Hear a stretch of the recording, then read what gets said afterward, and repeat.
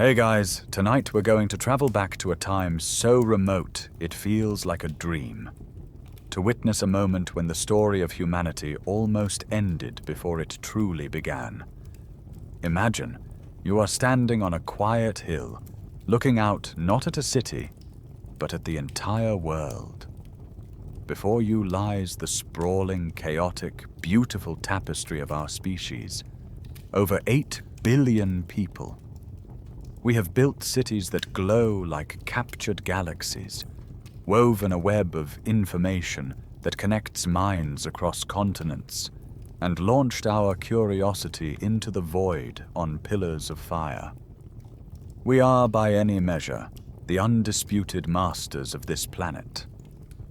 But now, narrow your focus. From this staggering vista of 8 billion souls, we are going to travel back in time, past the rise and fall of empires, past the invention of farming, past the first cave paintings, to a moment 900,000 years ago.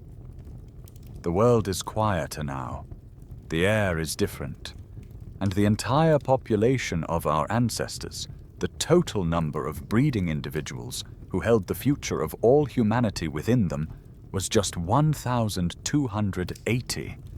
Over millennia of unimaginable hardship, our lineage was whittled down, our numbers collapsing until barely a flicker of our existence remained. So how did this happen? How did a tiny, fragile population, smaller than the number of people in your local supermarket on a Saturday, cling to life for over 100,000 years? And how did we never know about it until now? Thanks to a revolutionary new way of reading the story written in our own DNA, tonight we will venture into that long, silent winter of our species to find the answers. Frankly, if you had gathered all of our ancestors in one place back then, they wouldn't have even filled a high school auditorium. So before you get comfortable, take a moment to like the video and subscribe, but only if you genuinely enjoy what I do here. That small click sends a big signal to the algorithm. That long-form, serious educational content still matters. And to me, it's an incredibly meaningful show of support.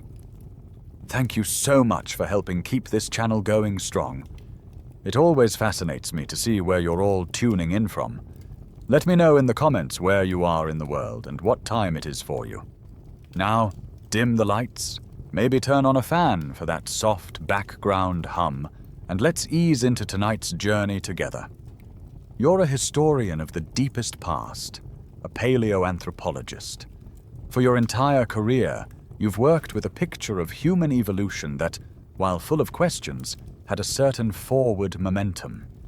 A story of slow, steady progress from one species to the next. Then, in 2023, a study lands on your desk that feels less like a scientific paper and more like a ghost story. Published in the prestigious journal Science, the report from a team led by geneticist Wang Jiehu details a discovery so profound it forces you to rethink everything. Using a powerful new method of genetic analysis, they uncovered a moment in our past where our ancestral line was not just tested, but almost completely erased. The numbers themselves feel like a typo. A population collapse of 98.7%. A reduction to just 1,280 breeding individuals. Imagine your hometown suddenly shrinking to a single small neighborhood block. That is the scale of the cataclysm. This wasn't a brief, terrible event like a volcanic winter or a meteor strike. The evidence in our DNA suggests this tiny, fragile population stayed at this critically low level for an almost incomprehensible 117,000 years. To put that in perspective, our own species, Homo sapiens, has only existed for about 300,000 years in total. Our ancestors spent a period equivalent to more than a third of our entire species' existence teetering on the absolute knife edge of extinction. Suddenly, a puzzle that has vexed scientists for decades clicks into place. You think of the fossil record, that scattered, precious library of bones. There has always been a strange and frustrating void in the story of our lineage, a period known as the fossil gap. Between roughly 950,000 and 650,000 years ago, the trail of human ancestors in both Africa and Eurasia goes almost completely cold. It's as if our family tree was chopped down, leaving only a stump.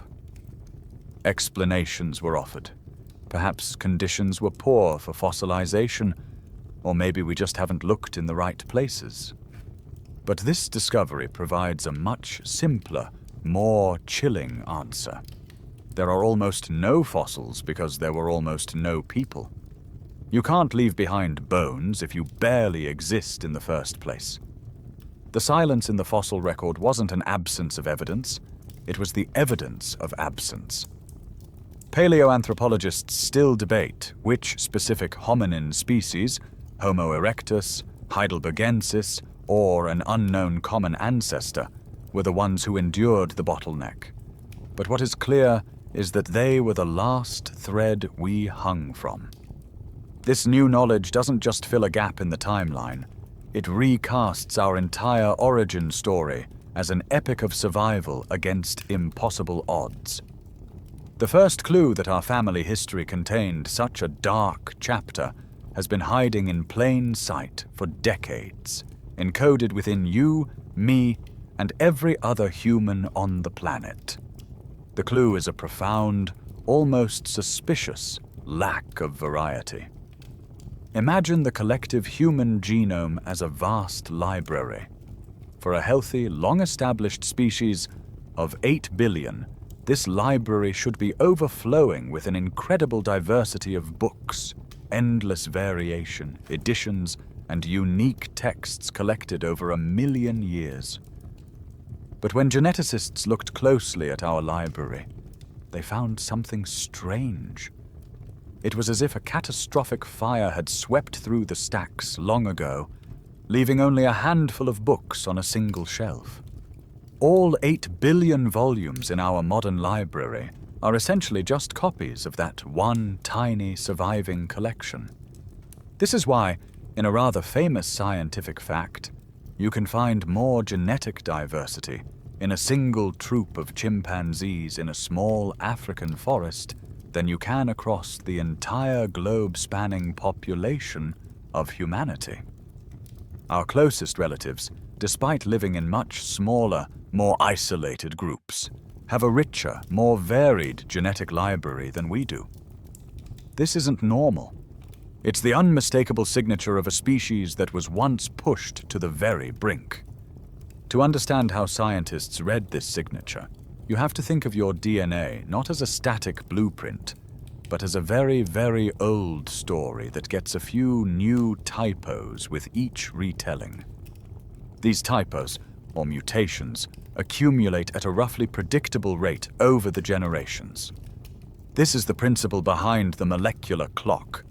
By comparing the genetic codes of thousands of people from different populations around the world, and counting the number of shared and unique typos, scientists can trace lineages backward in time. They can build a family tree and estimate how large the branches were at different points in history. It's like following a trail of differently colored breadcrumbs back through a forest, allowing you to see where paths merged and how many travelers were on each path. For years, these methods could see the more recent events, like the out-of-Africa migration around 60,000 years ago, but the deeper past remained blurry, like trying to read a distant signpost through a thick fog. What changed was the invention of a new kind of lens to peer through that fog. The team that uncovered the bottleneck developed an incredibly sophisticated computational tool called the Fast Infinitesimal Time Coalescent Process, or FITCOL for short. You can think of it as a high-powered statistical magnifying glass for our genetic past. Instead of just looking at a few hundred genomes, Fit coal could process the immense detail of over 3,000, tracing the intricate web of ancestry back nearly 1,000,000 years with stunning clarity. It was designed to see the faint, ancient signals that older methods missed. And when they turned this powerful new lens on our history, they saw something no one was prepared for. You can almost picture the scene in the lab at the Chinese Academy of Sciences. Wang Jiehu and his team are running the analysis, watching as the servers hum and the data coalesces into a picture of our deep past. The expected result is a line representing our ancestral population, dipping and rising over time, but generally staying robust. Instead, the model spits out a graph where the line suddenly plummets off a cliff. Around 930,000 years ago, the human population signature just collapses. It doesn't shrink. It evaporates. The numbers are so extreme, so catastrophic, that the first reaction isn't excitement. It's doubt. It has to be a glitch, a bug in their brand new code. No species, let alone our own ancestors, could survive something like this. So they go back to work. For years, they check and recheck their methods. They run the analysis again and again, using different parameters, different subsets of data, even developing alternative models to try and prove their own discovery wrong. But every single time, the same ghost appears in the machine. The data doesn't just suggest a bottleneck, it screams it.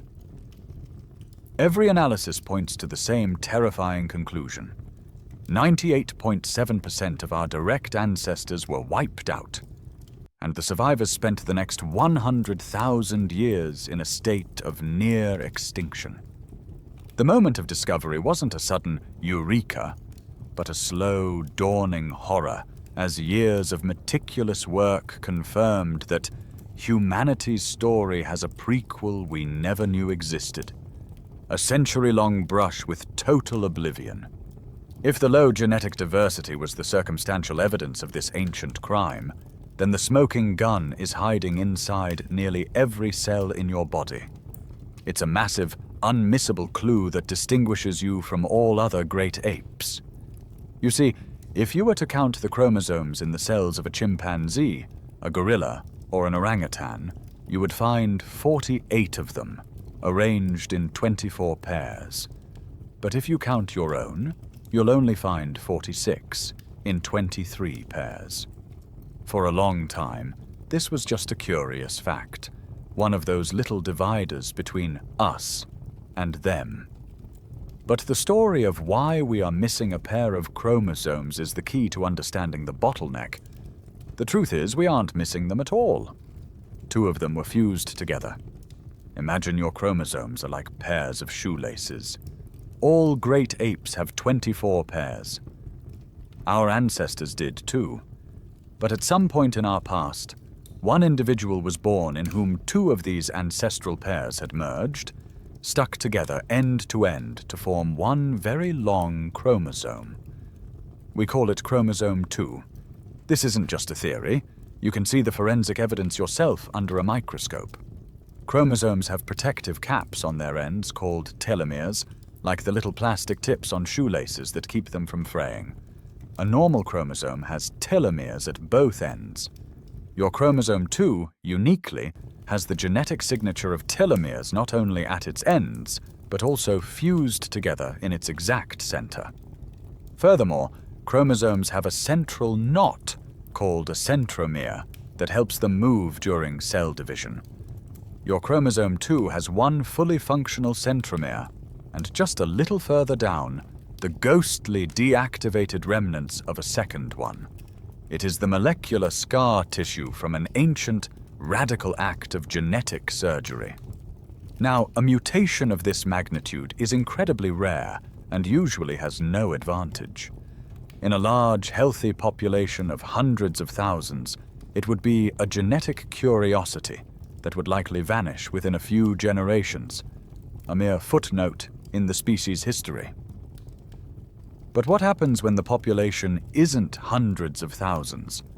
What happens when it's just 1,280 breeding individuals?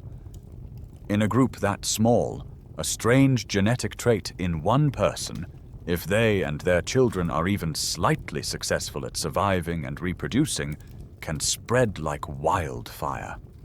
Through pure chance and the simple math of a tiny gene pool, that one fused chromosome could go from being a 1 in a million fluke to a common trait, and eventually the new standard for the entire species.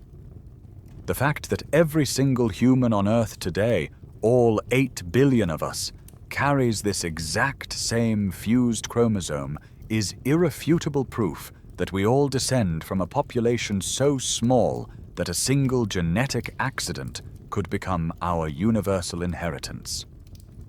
Here's where the story takes another turn, a quirky and profound tidbit that hints at the consequences of this event. When scientists mapped the genes located near that ancient fusion point on chromosome 2, they found that many of them are deeply involved in brain development and complex neural function. This might be a staggering coincidence, but it's a tantalizing one. The very genetic event that serves as a marker for our near-extinction may also have been a catalyst in the evolution of the human mind. Paleogeneticists still argue whether the chromosome fusion was a direct cause of new cognitive abilities or simply a coincidental marker of the bottleneck that allowed other brain-related genes to be selected for. But either way, the link is there. It suggests that the crucible of the bottleneck didn't just prune our family tree, it may have fundamentally rewired it. That single chromosome inside you isn't just evidence of a crisis, it's a monument to it. A permanent physical record of the moment our ancestors were so few that their very biology was forever changed. To truly grasp the miracle of our continued existence, you have to understand that our ancestors weren't just having a rough time. From a biological and mathematical standpoint, they should have vanished completely. They had fallen into a well-documented biological trap known as the extinction vortex. It's a term conservation biologists use for the fatal downward spiral that begins when a species' population drops below a critical threshold. Once you're in the vortex, it's almost impossible to get out. The forces pulling you toward oblivion start to feed on each other, creating a feedback loop of doom from which very few species ever escape. It's less like treading water and more like being caught in a whirlpool that is slowly, relentlessly pulling you under. The vortex is driven by a few compounding problems. First, as we've seen, you have the catastrophic loss of genetic diversity.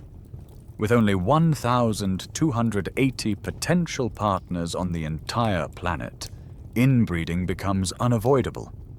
Generation after generation, the gene pool becomes shallower, more stagnant. This leads to what's called inbreeding depression, a severe reduction in the overall health and fitness of the population. Harmful mutations that would normally be rare and get weeded out in a large population suddenly become common. You see a rise in genetic disorders, a drop in fertility rates, and an increase in infant mortality.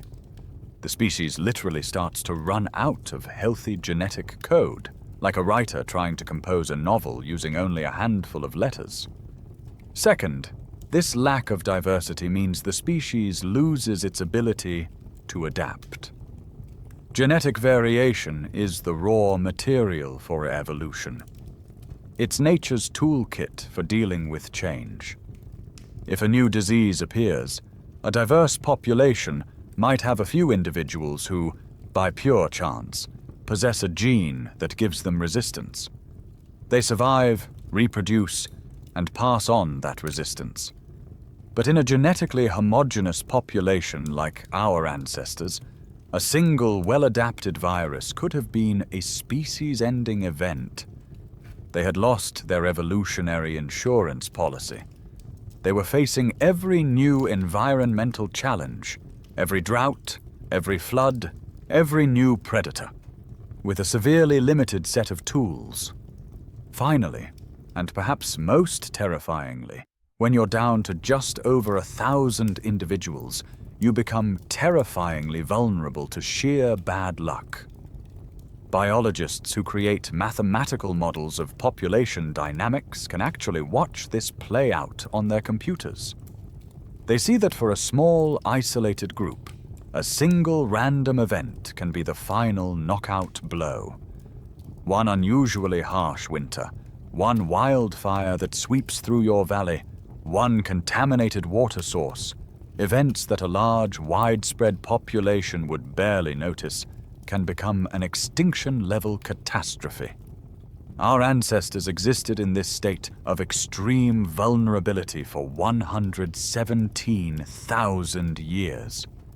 Every single day for over 4,000 generations, they lived with the statistical probability of their extinction being almost a certainty. The dodo, a famously extinct bird, provides a stark example.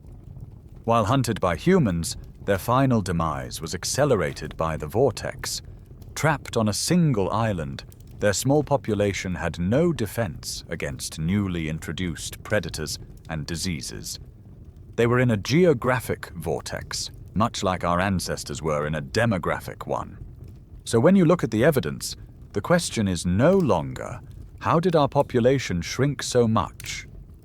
The real question, the one that should keep you up at night, is how did we ever escape?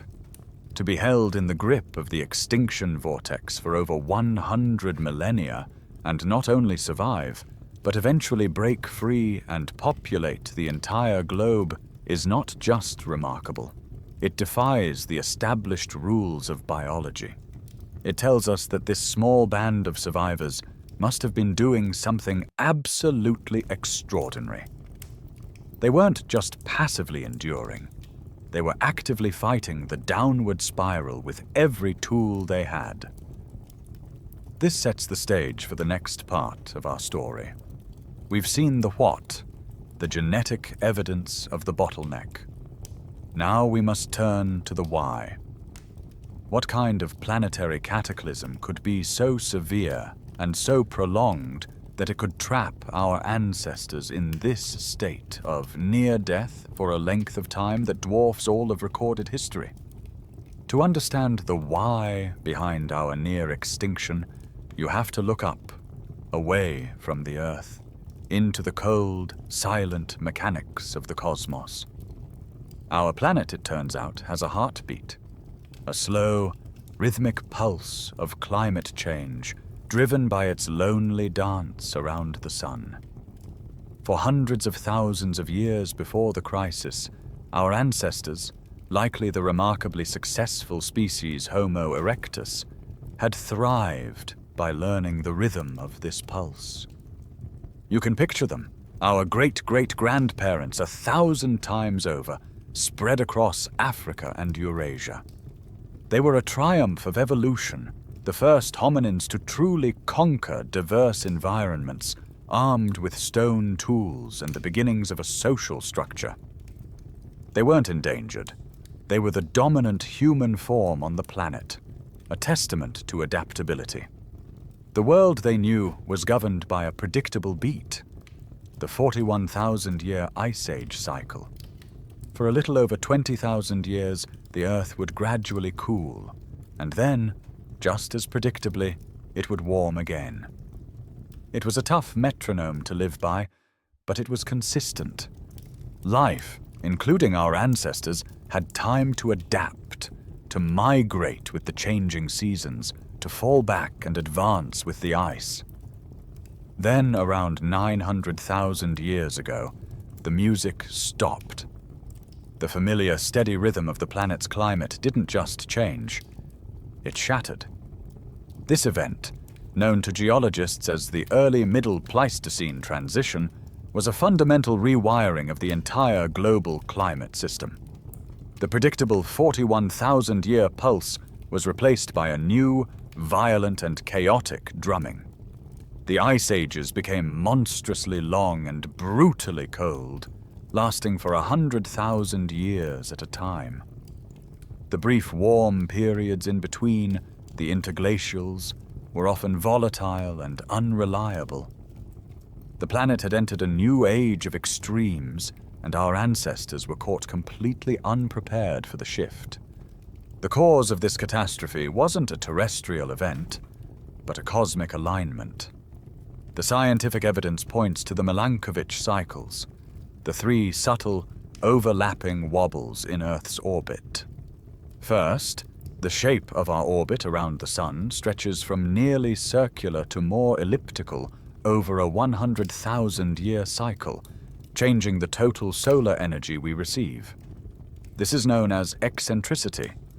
Second, the tilt of Earth's axis, the very thing that gives us seasons, rocks back and forth between about 22.1 and 24.5 degrees over 41,000 years, altering the intensity of summers and winters. Finally, the Earth wobbles on its axis like a spinning top, a 26,000-year cycle called precession that changes which hemisphere is pointed toward the Sun at our closest approach. For millions of years, the 41,000-year tilt cycle was the dominant pacemaker for ice ages. But around 900,000 years ago, these three celestial cycles aligned in a kind of perfect, devastating storm. Climatologists and geologists still debate the precise mechanisms and feedback loops that caused the 41,000-year cycle to give way so completely to the 100,000-year cycle during the transition, but the effect was undeniable. A tipping point was crossed. The quirky and terrifying part is how delicate this balance is. These orbital changes are infinitesimally small from a human perspective, yet they had the power to plunge our world into a state of climatic chaos that lasted for hundreds of thousands of years. The global impact was apocalyptic. In the northern hemisphere, ice sheets began to grow to an unimaginable scale, miles thick in places, grinding across continents and locking up colossal amounts of fresh water. As the ice sheets grew, the oceans shrank. Sea levels plummeted by hundreds of feet, exposing continental shelves and creating new land bridges between islands and continents. The entire map of the world was redrawn. But for our ancestors, huddled in the heart of Africa, the immediate threat wasn't the advancing ice thousands of miles to the north. It was what the ice did to the sky above them. It was the devastating, world-ending disappearance of the rain. The colossal ice sheets growing in the north were a world away, but their impact on your African homeland was as direct and devastating as a physical blow. You can think of these miles-thick glaciers as a new mountain range rising up on the planet, an atmospheric dam of almost unimaginable scale. For eons, the weather patterns had been relatively stable. Warm, moist air from the oceans would sweep across Africa, bringing the life-giving monsoon rains that fed the continent's great rivers and forests. But this new wall of ice in the north completely disrupted that flow. It rerouted wind currents, altered pressure systems, and effectively choked off the supply of moisture. The tap that had watered a continent was suddenly, in geological terms, turned off. What followed was not a drought. A drought is a temporary affliction, a period of hardship with the promise of an end. This was something far more terrifying.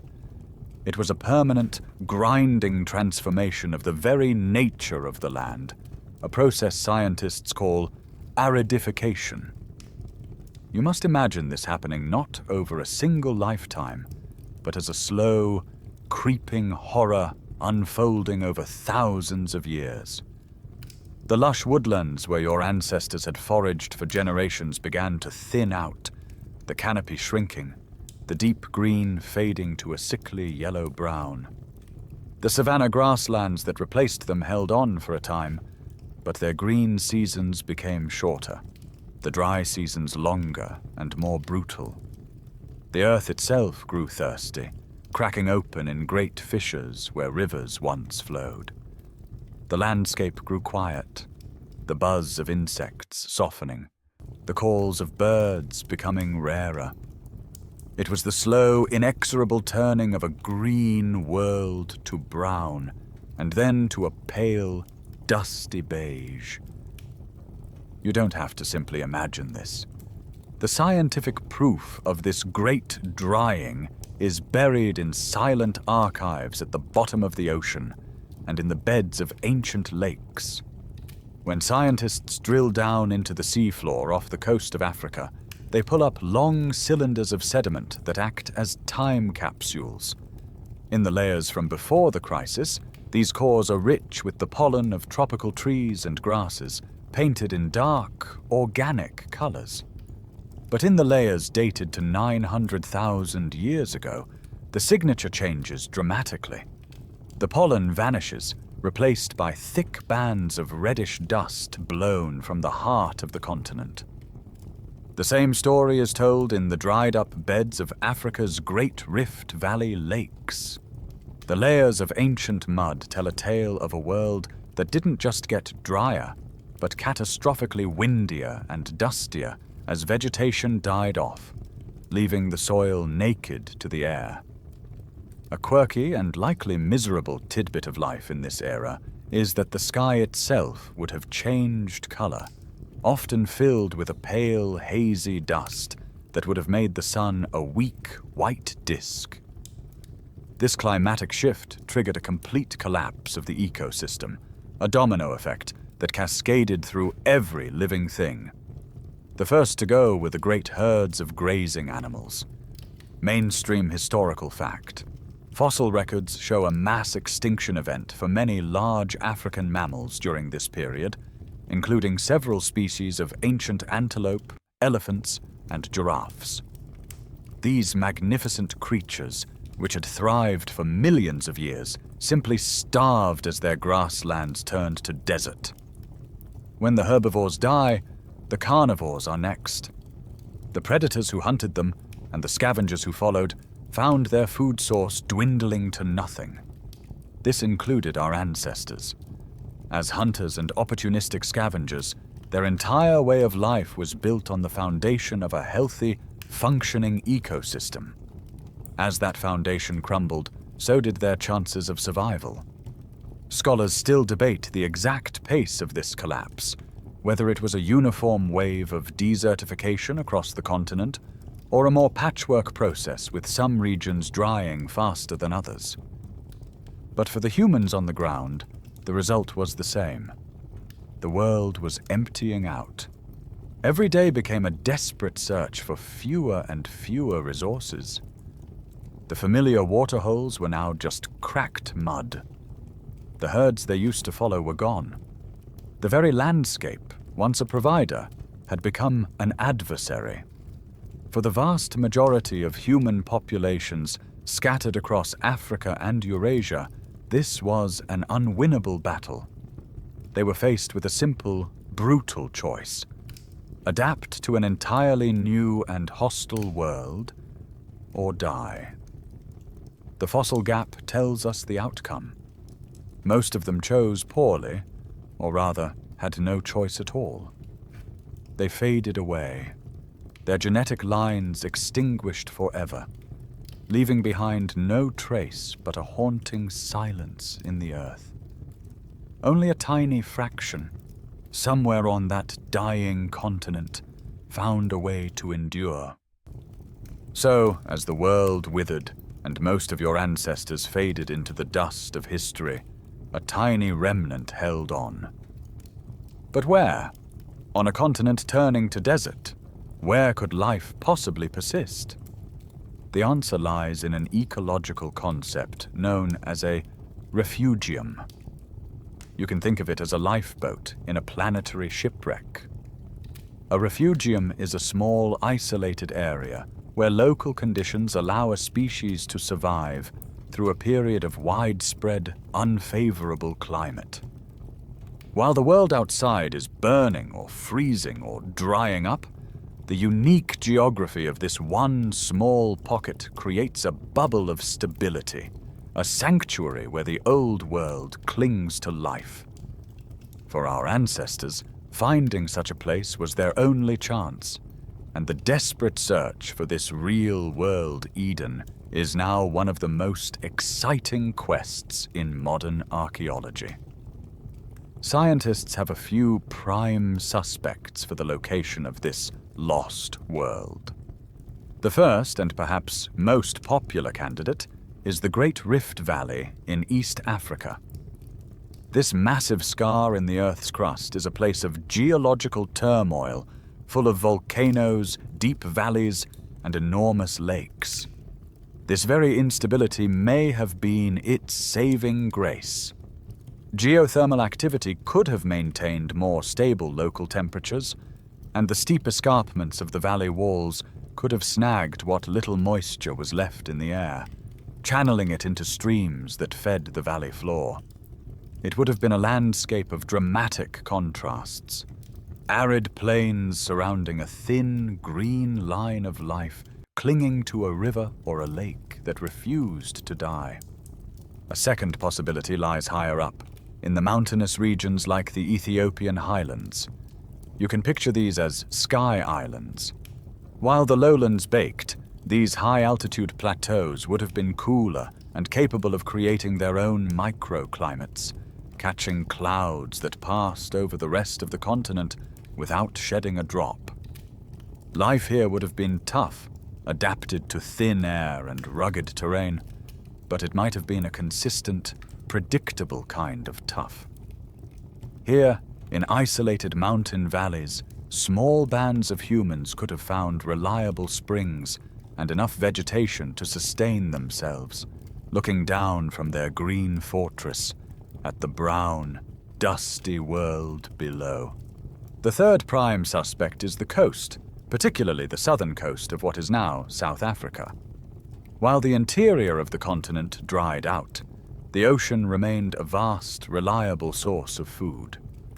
A quirky tidbit of evolutionary thinking suggests that these refuges would have also been death traps for other species.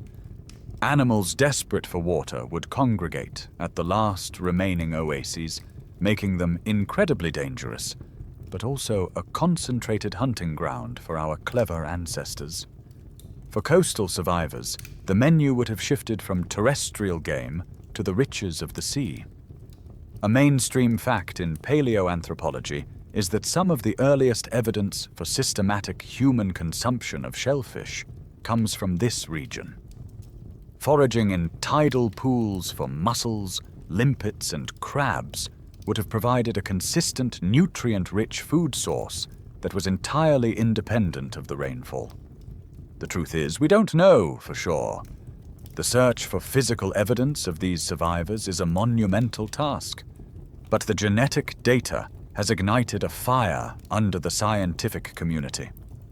Archaeologists are in a fervent race to find this Garden of Eden, debating whether the survivors were one contiguous group in a single refuge or a meta-population of several small, interconnected groups scattered in multiple refuges.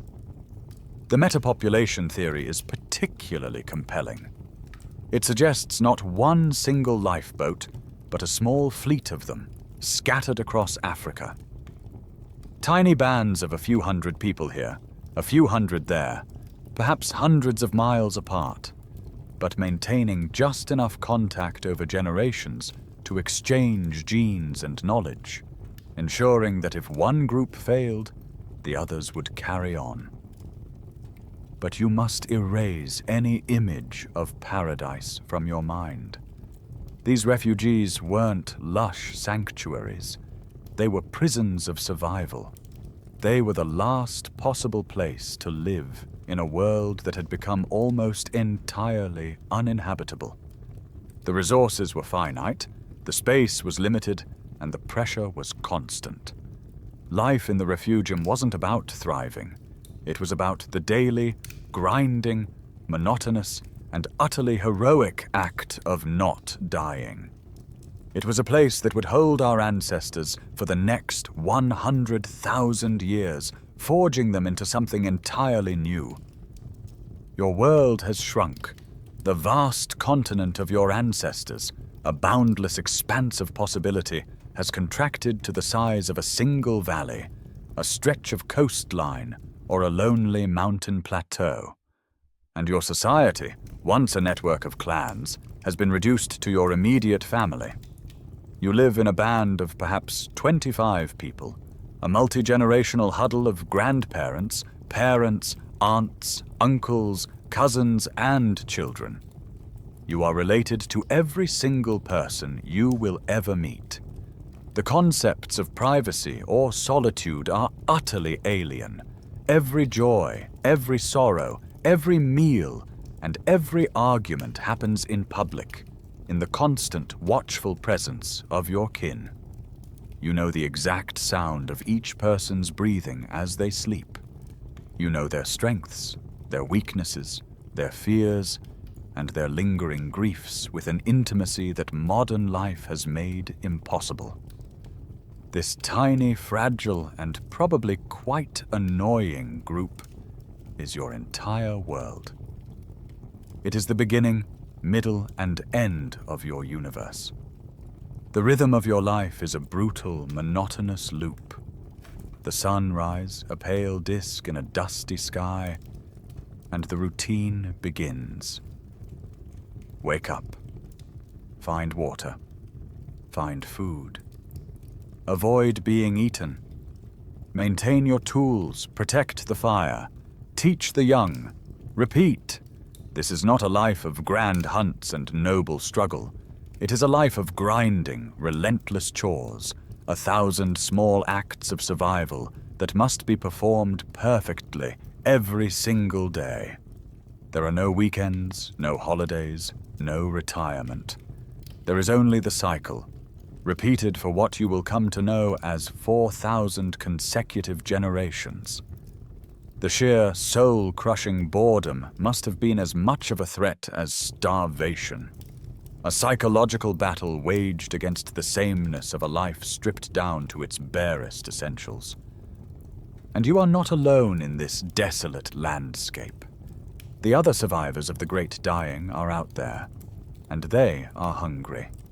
It's a mainstream historical fact, confirmed by tooth marks on ancient hominin bones, that our ancestors spent as much time as prey as they did as predators. This hostile world is prowled by formidable carnivores who are just as desperate as you are.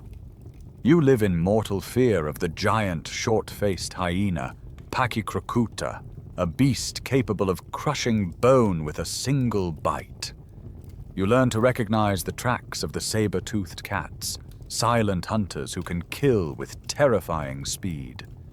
Every shadow at dusk holds a potential threat. Every rustle in the dry grass sends a jolt of pure adrenaline through your system. You are not the masters of this world. You are scavengers, survivors, and all too often, a meal waiting to happen.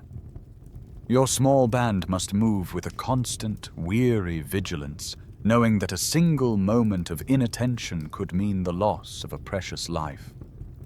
Under this constant barrage of physical and psychological stress, your body pays a heavy price. Nutrition is marginal at best.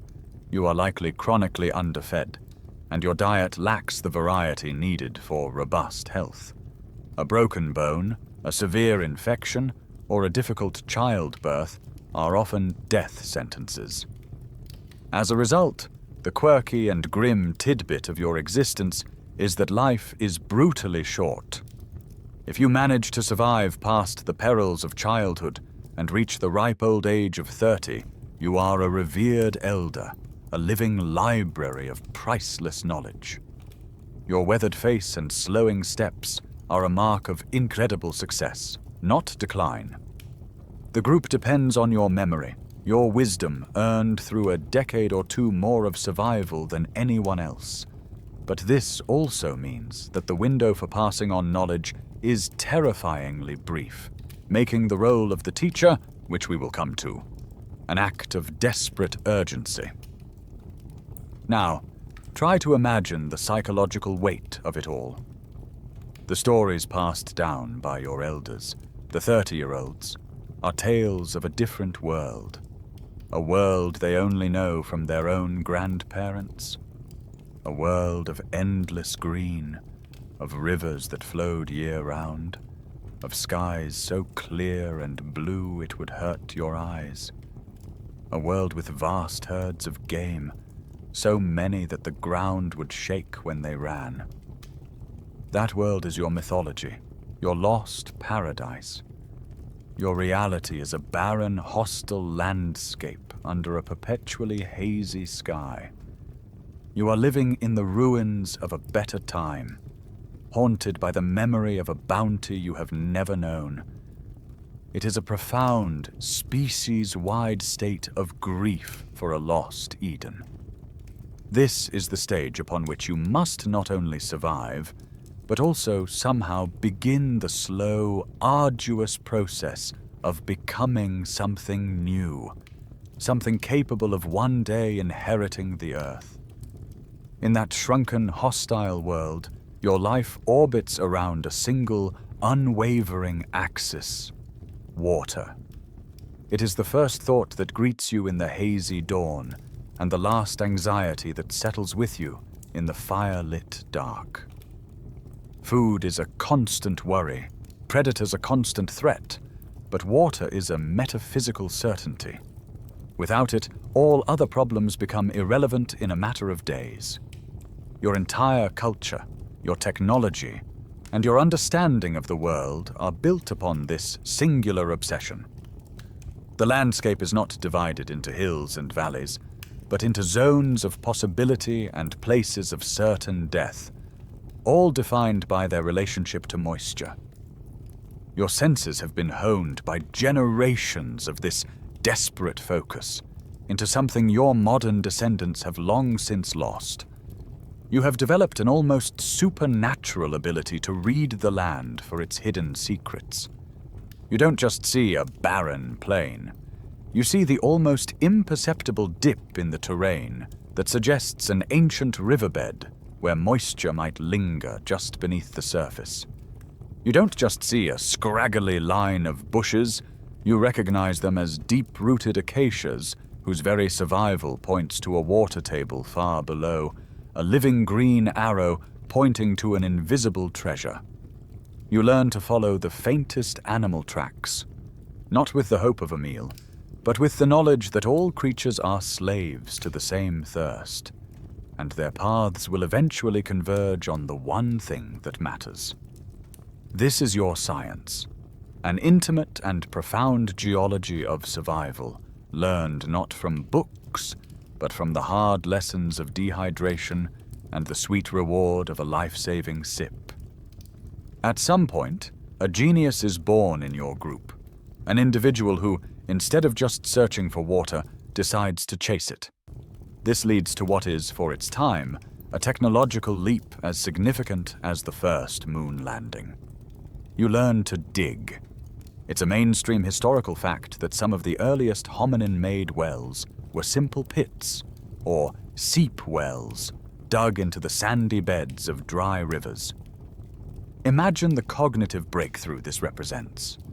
It is the understanding that a river doesn't just disappear, it goes underground. It requires abstract thought, the ability to visualize a hidden world, and then devise a plan to reach it. You scrape away at the dry sand with sharpened sticks and stone tools, your muscles aching, your hope a fragile thing.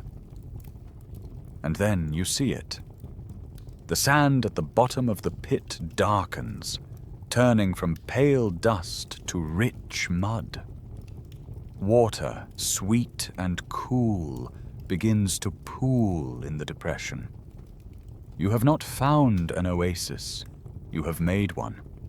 You have bent the world to your will. A discovery of this magnitude changes everything.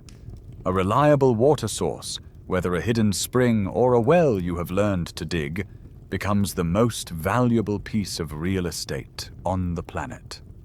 It is your anchor, the center of your territory. And this creates a new and complex social problem.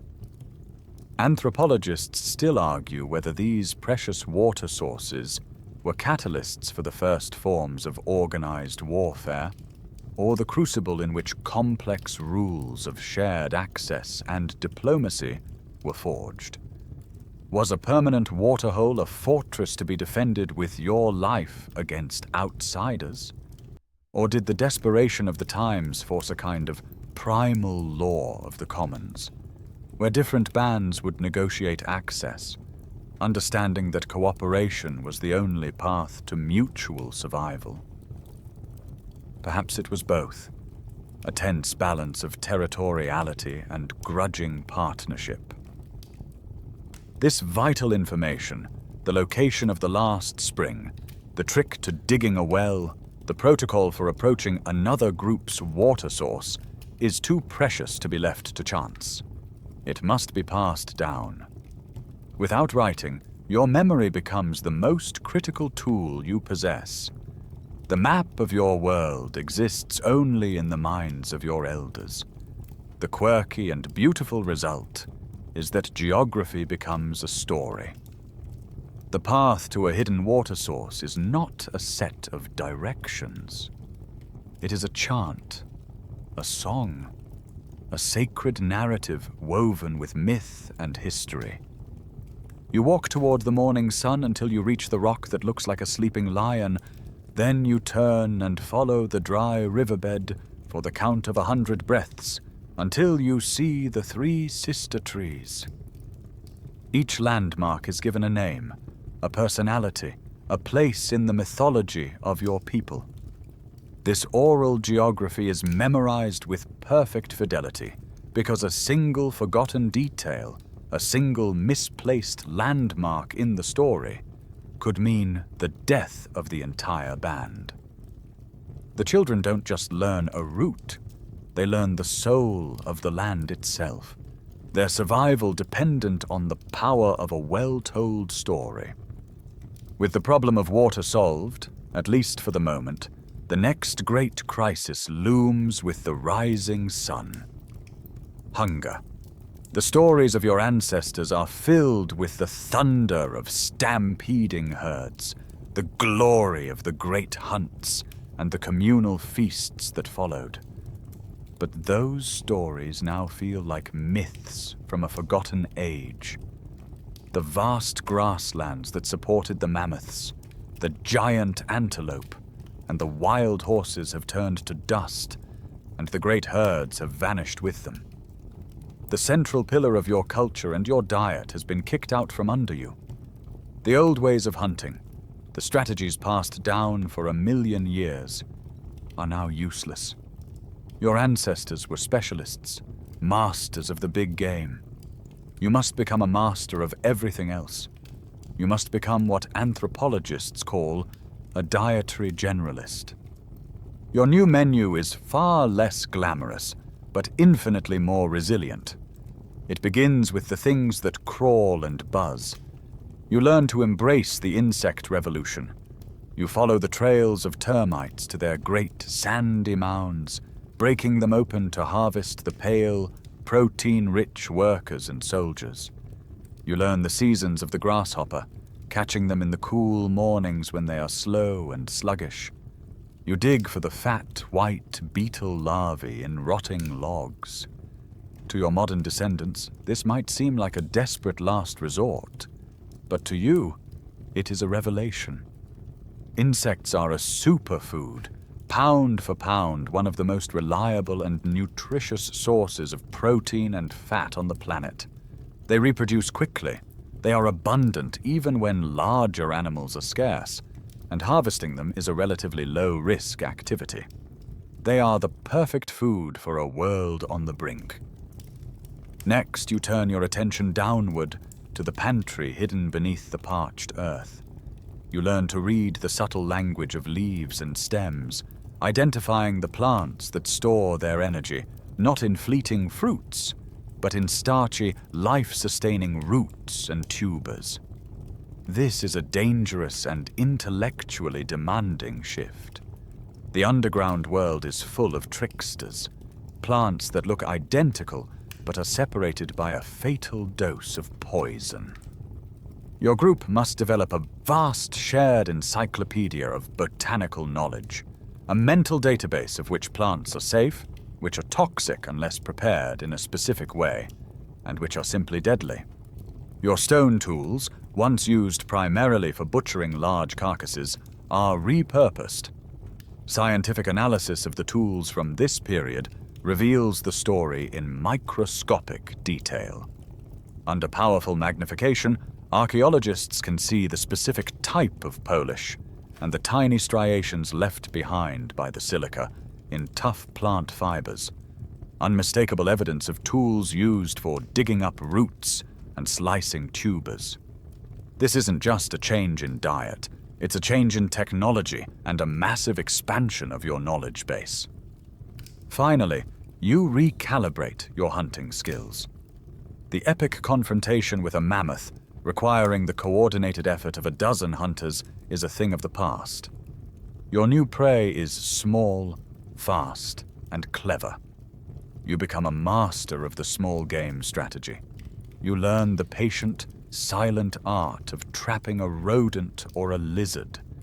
You develop the delicate touch needed to find and raid the nests of ground birds for their precious eggs.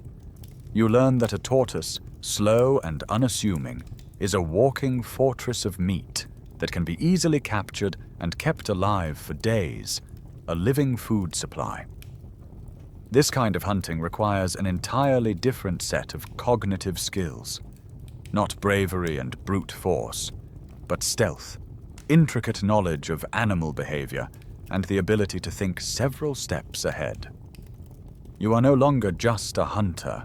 You are a naturalist, a trapper, and a patient opportunist.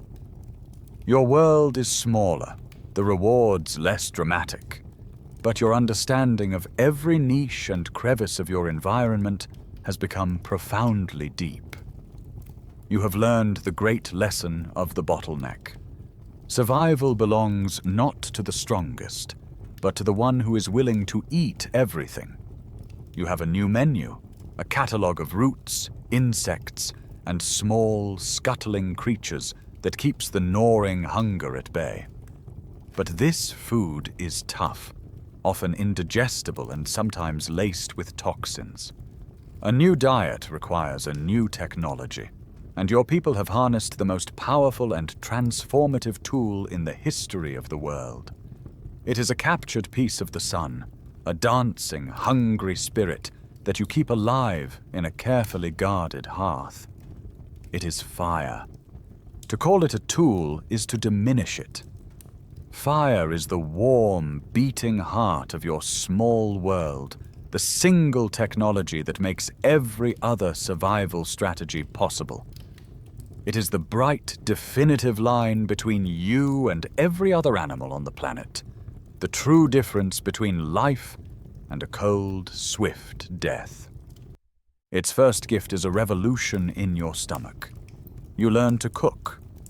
This simple act of placing food over a flame is a nutritional miracle. Cooking meat does more than just make it savory. It kills the invisible enemies within, the parasites and bacteria that could sicken your entire band and wipe you out in a matter of weeks.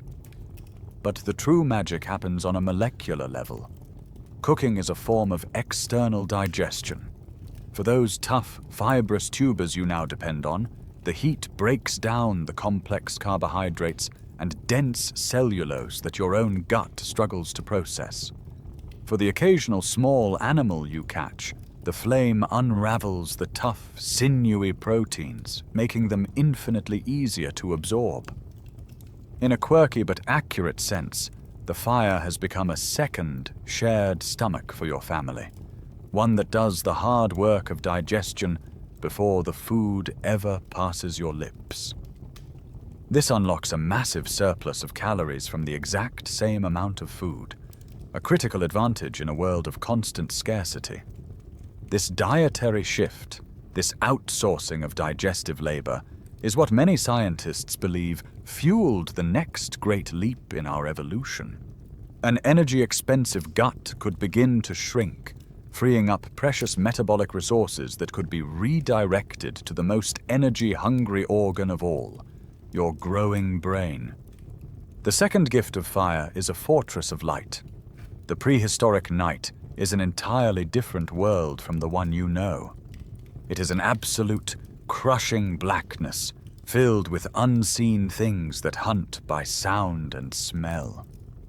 Before fire, your ancestors were just another prey animal, huddled together in terror, listening to the sounds of the great predators on the prowl. But with your captured star, you own a piece of the night. The crackling flame creates a circle of safety, a magical wall of light and warmth that the giant hyenas and saber-toothed cats are deeply wary of. You can see their eyes, twin points of green or gold, glinting at the edge of the darkness. But they are hesitant to cross that shimmering boundary. This simple act of pushing back the darkness transforms your psychology. The chronic, gnawing stress of being hunted is alleviated, at least for a few hours. Your sleep becomes deeper, more restorative, and your minds are freed from the constant, exhausting vigilance of the powerless. With this newfound safety comes the third gift, the gift of time.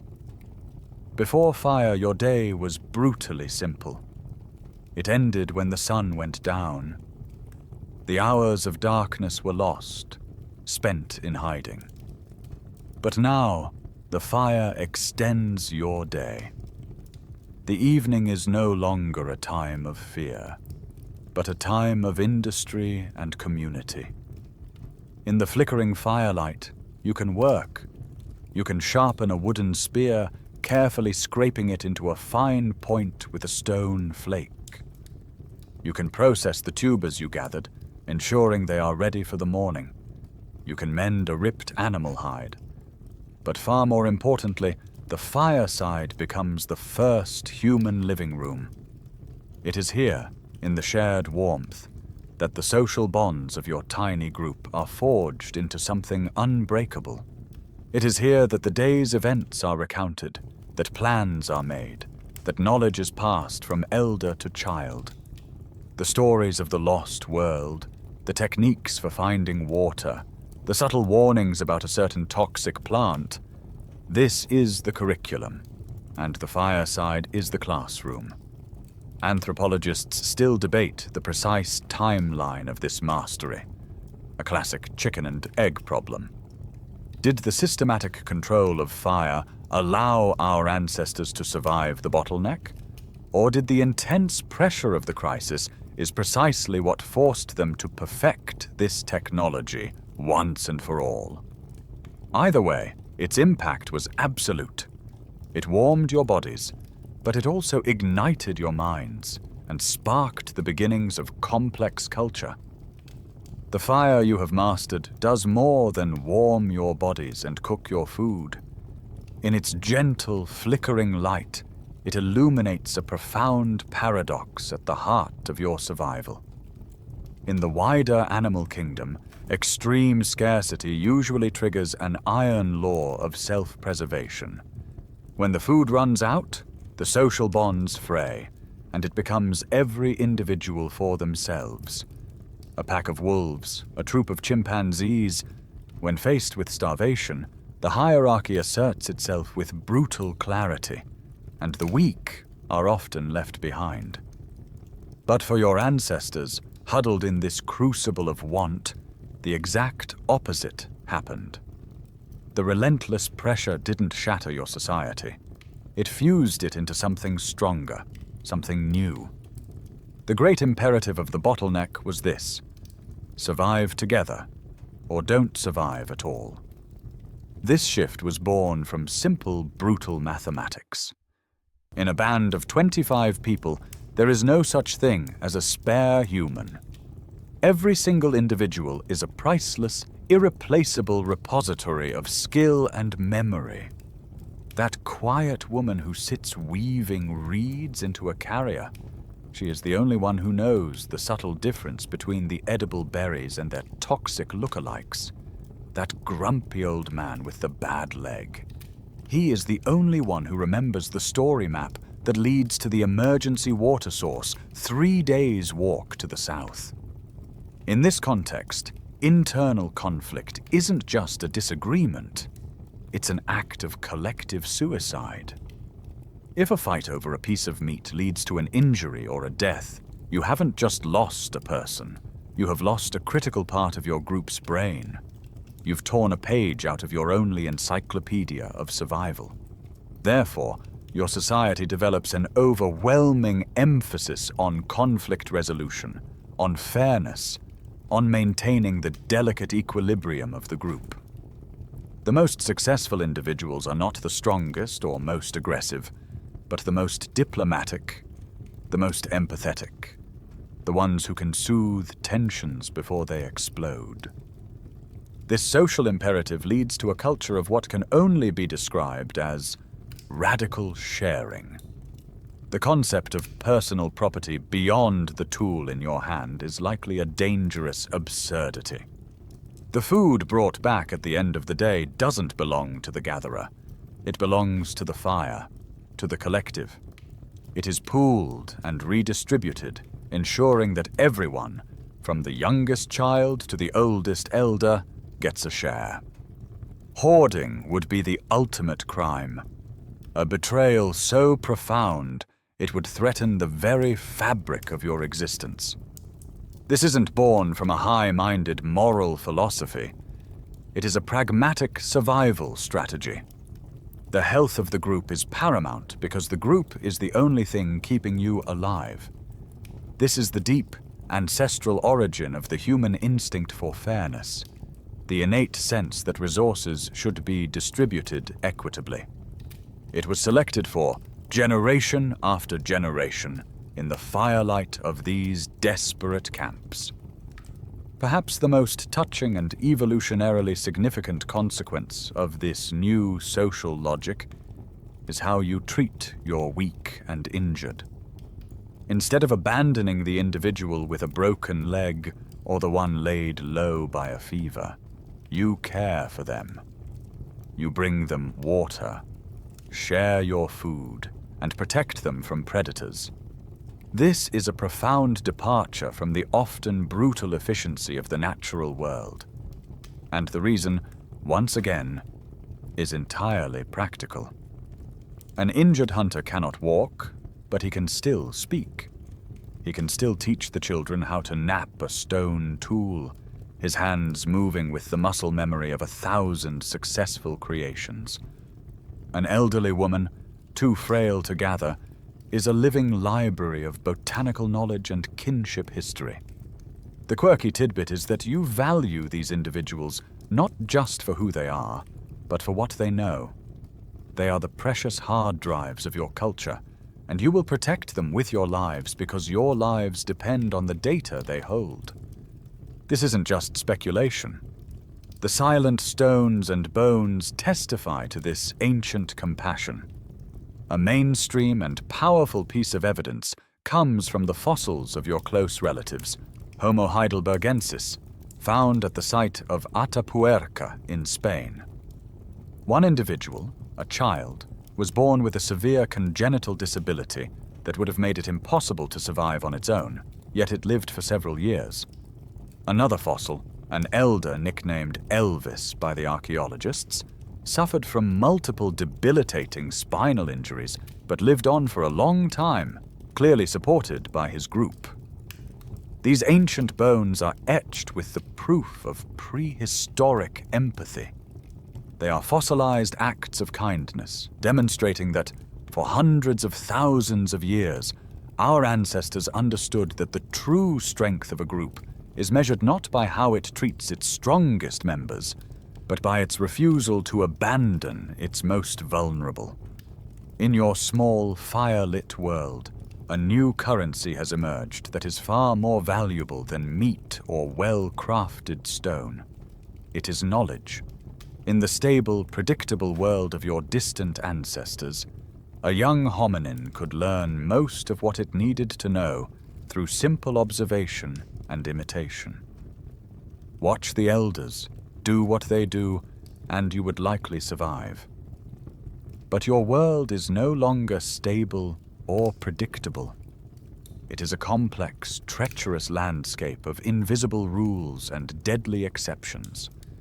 The difference between the nourishing tuber and its poisonous twin is a subtle detail in the shape of its leaf.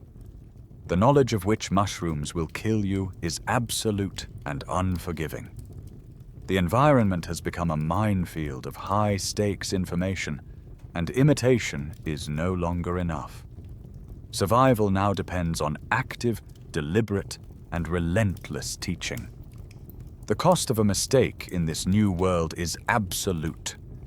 There are no second chances. When a child driven by hunger reaches for an unfamiliar berry, a single error in judgment doesn't result in a learning experience. It results in a swift, agonizing death. The loss is not just an emotional tragedy. It is a catastrophic blow to the future of your tiny band. You have lost a future hunter, a future gatherer, a future parent. This brutal reality creates an intense and unyielding evolutionary pressure. Natural selection begins to favor not just individuals who are strong or fast, but those who are good teachers and those who are quick learners. The patient, articulate elder who can effectively transfer their knowledge into the mind of a child is now one of the most evolutionarily fit members of the group.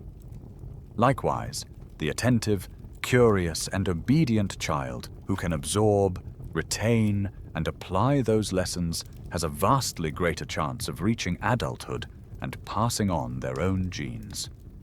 You are, generation by generation, selecting for the very capacity to be taught. This gives rise to the birth of pedagogy. You see it happening by the fire every evening. It is more than just a child watching an adult make a tool. It is the elder taking the child's small hands in their own, guiding their fingers to strike the flint stone at the perfect angle. It is the quiet correction, the demonstration, the repetition. This is the first classroom, and the curriculum is survival. The master-apprentice model, which would one day build cathedrals and design starships, has its humble origins here, in the desperate need to transfer complex skills with perfect fidelity. Knowledge is no longer simply acquired. It is formally transmitted.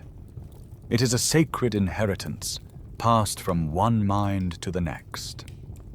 This need to preserve vast amounts of crucial information, the mental map of water sources, the encyclopedia of edible plants, the detailed bestiary of dangerous predators, the complex web of kinship that prevents inbreeding, drives the evolution of your communication.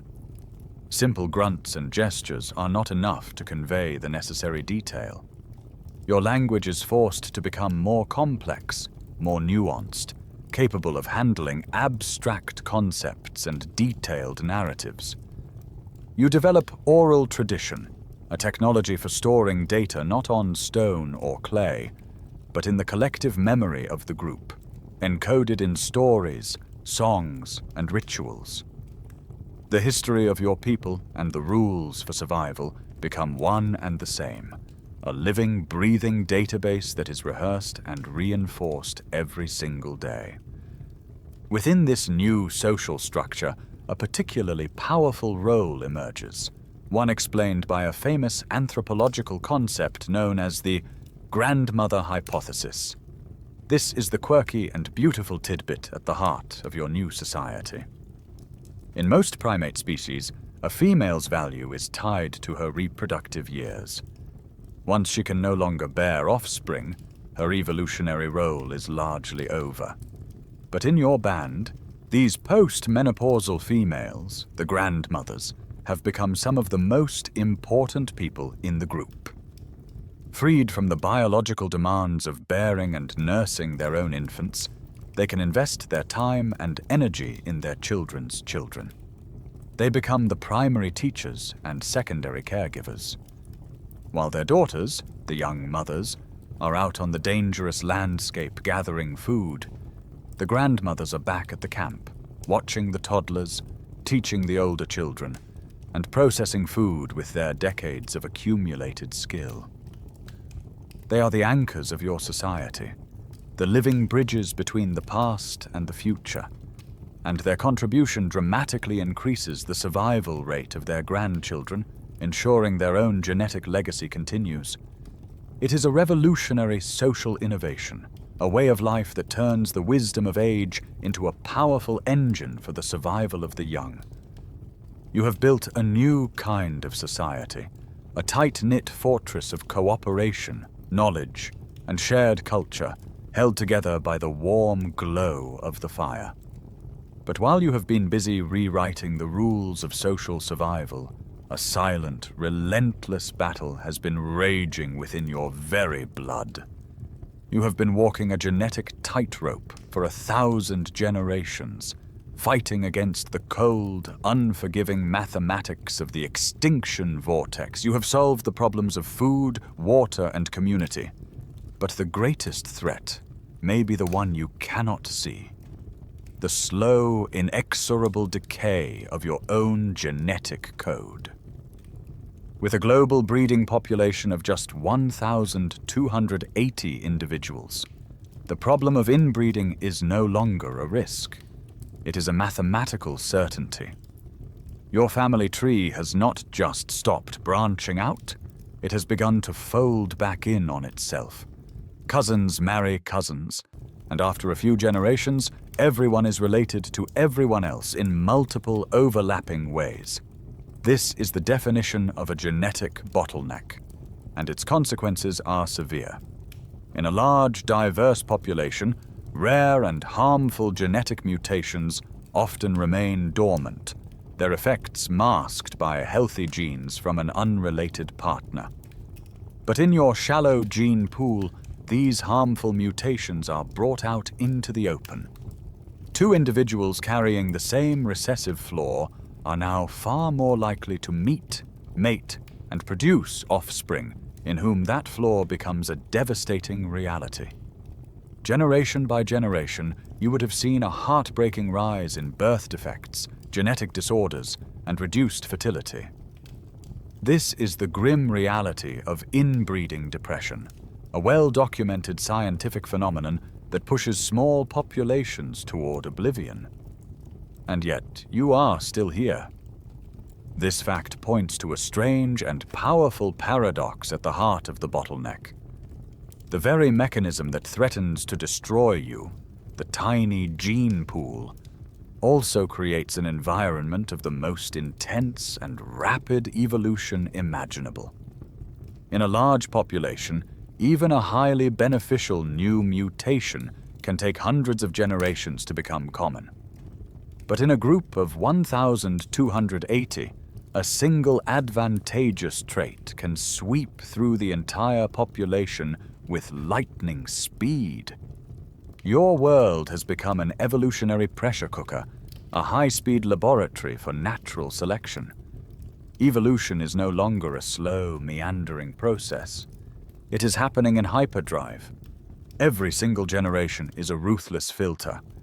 The individuals who are slightly less intelligent, a little less adaptable, or not quite as cooperative simply do not make it. They are culled by the harsh environment before they can pass on their genes. The survivors who do manage to reproduce are the absolute best of the best. The cleverest tool makers, the most effective communicators, the most resilient to disease. For 117,000 years, this relentless process of purification was at work, ruthlessly selecting for the precise traits of problem-solving, social cohesion, and adaptability that would one day define our species. Geneticists still debate the delicate balance of this equation. Could the rapid purging of negative mutations in this intense selective environment have been powerful enough to counteract the devastating effects of inbreeding, creating a net positive pressure? The fact of our existence suggests the answer is yes. This leads to a final haunting thought, a quirky and profound tidbit about your place in this story. The genetic signal you are reading today is the story of the winners. You are the descendants of the one lifeboat that made it to shore. But was it the only one? You must consider the concept of a ghost lineage. It's possible, even likely, that other small groups of our ancestors also survived the initial climate collapse, clinging to life in their own isolated refugees for thousands or even tens of thousands of years. They would have had their own heroes, their own stories, their own unique adaptations. But at some point, their luck ran out. A disease, a drought, or the simple grinding math of the extinction vortex finally caught up with them, and they vanished without a trace, their entire genetic story erased from the book of life forever. You are here because your specific lineage of 1,280 individuals had the right combination of skill, social structure, and sheer dumb luck to hold on until the world changed for the better. You are the improbable survivors of a genetic purge that left no other witnesses. For 117,000 years, your world has been defined by scarcity, silence, and the color brown. And then, one season, something changes. It begins with the sky. There are more clouds, deeper and grayer than the thin, dusty haze you've known your entire life. And then, a smell you only know from the oldest stories. The scent of rain on dry, thirsty earth. A few drops at first, darkening the dust in a scattered pattern. But then it comes in earnest, a steady, soaking rain that turns the dry riverbeds into muddy trickles. The long planetary fever is breaking. Far to the north, the cosmic dance has shifted once more.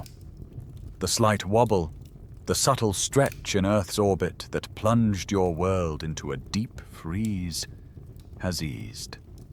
The great ice sheets have begun a slow, colossal retreat, and the atmospheric dam that choked the life from your continent is crumbling.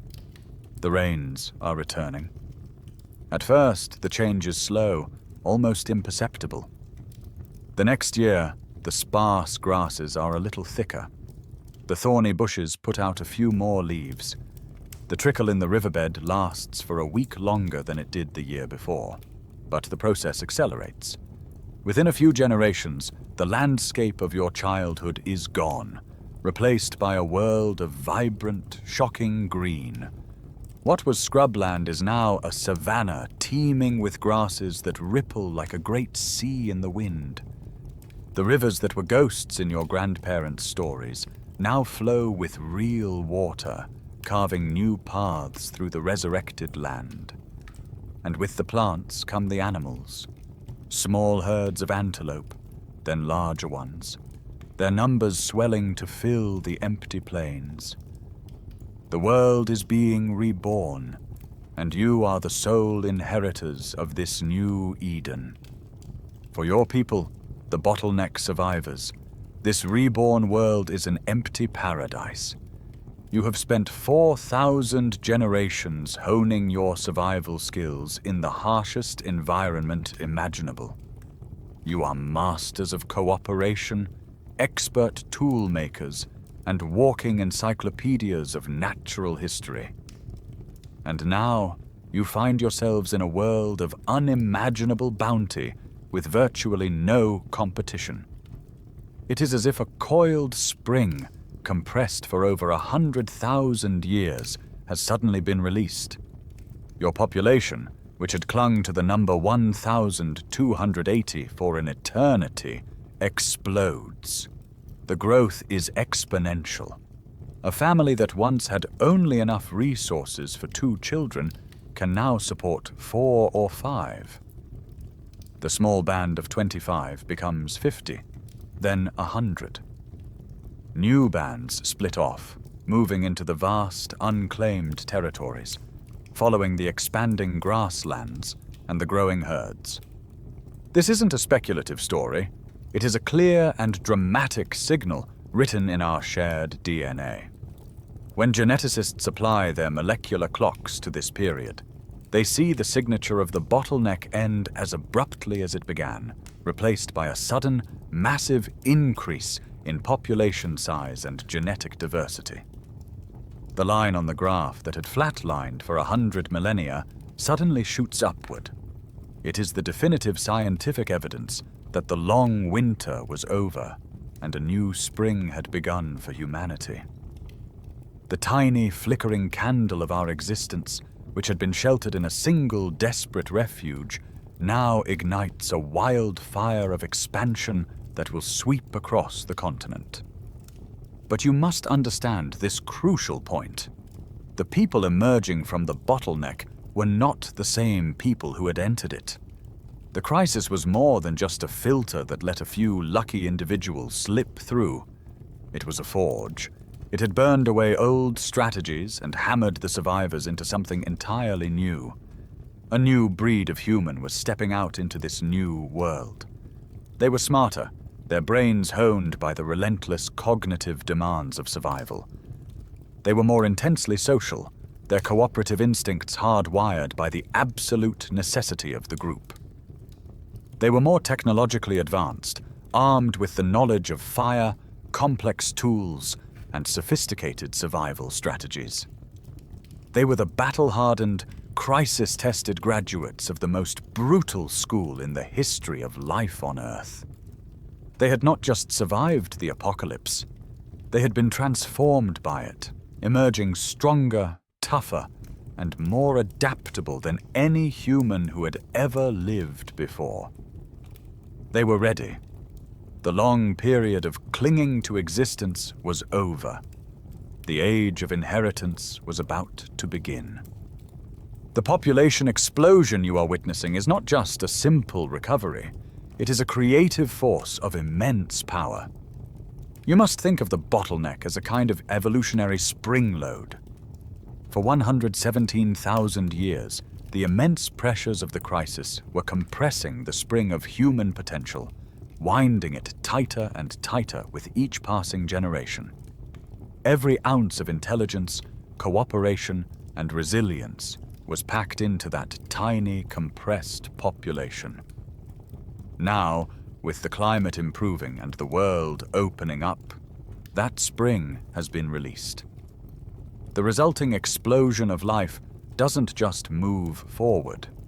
It erupts outward in every possible direction, carving new channels of evolution across the empty continents. It is a moment of violent, creative, and unprecedented diversification. This small group of survivors, your direct ancestors, represents something truly profound. They are the last common ancestor. They are the single unified trunk of the family tree from which all later, large-brained, and culturally complex humans will branch. Before this moment, there were various forms of early humans. After this moment, the stage is set for the 3 great protagonists of the later human story.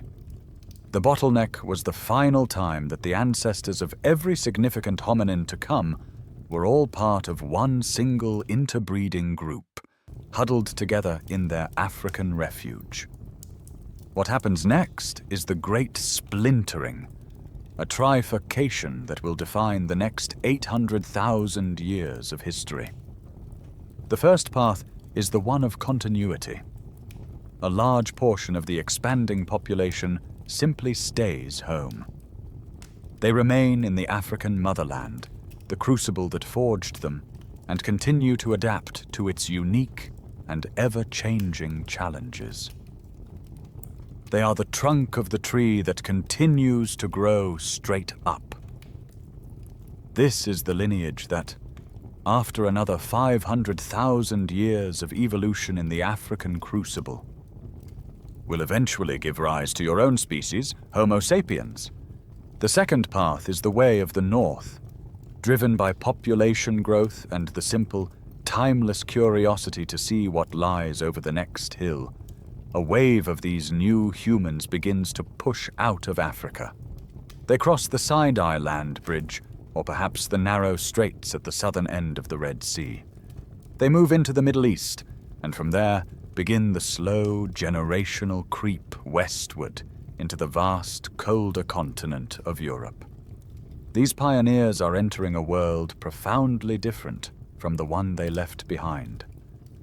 A world of harsh winters, different prey, and unfamiliar landscapes.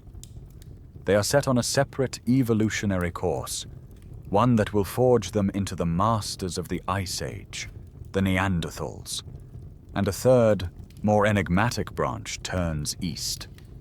This group radiates out across Asia, a continent of staggering environmental diversity, from the arid steppes to the dense tropical forests and the towering mountain ranges. Their journey is harder to trace in the fossil record, their story told more through the whispers in our DNA than in stone. They were incredibly successful, adapting to a huge range of environments. They are the mysterious third branch of the human family, the Denisovans.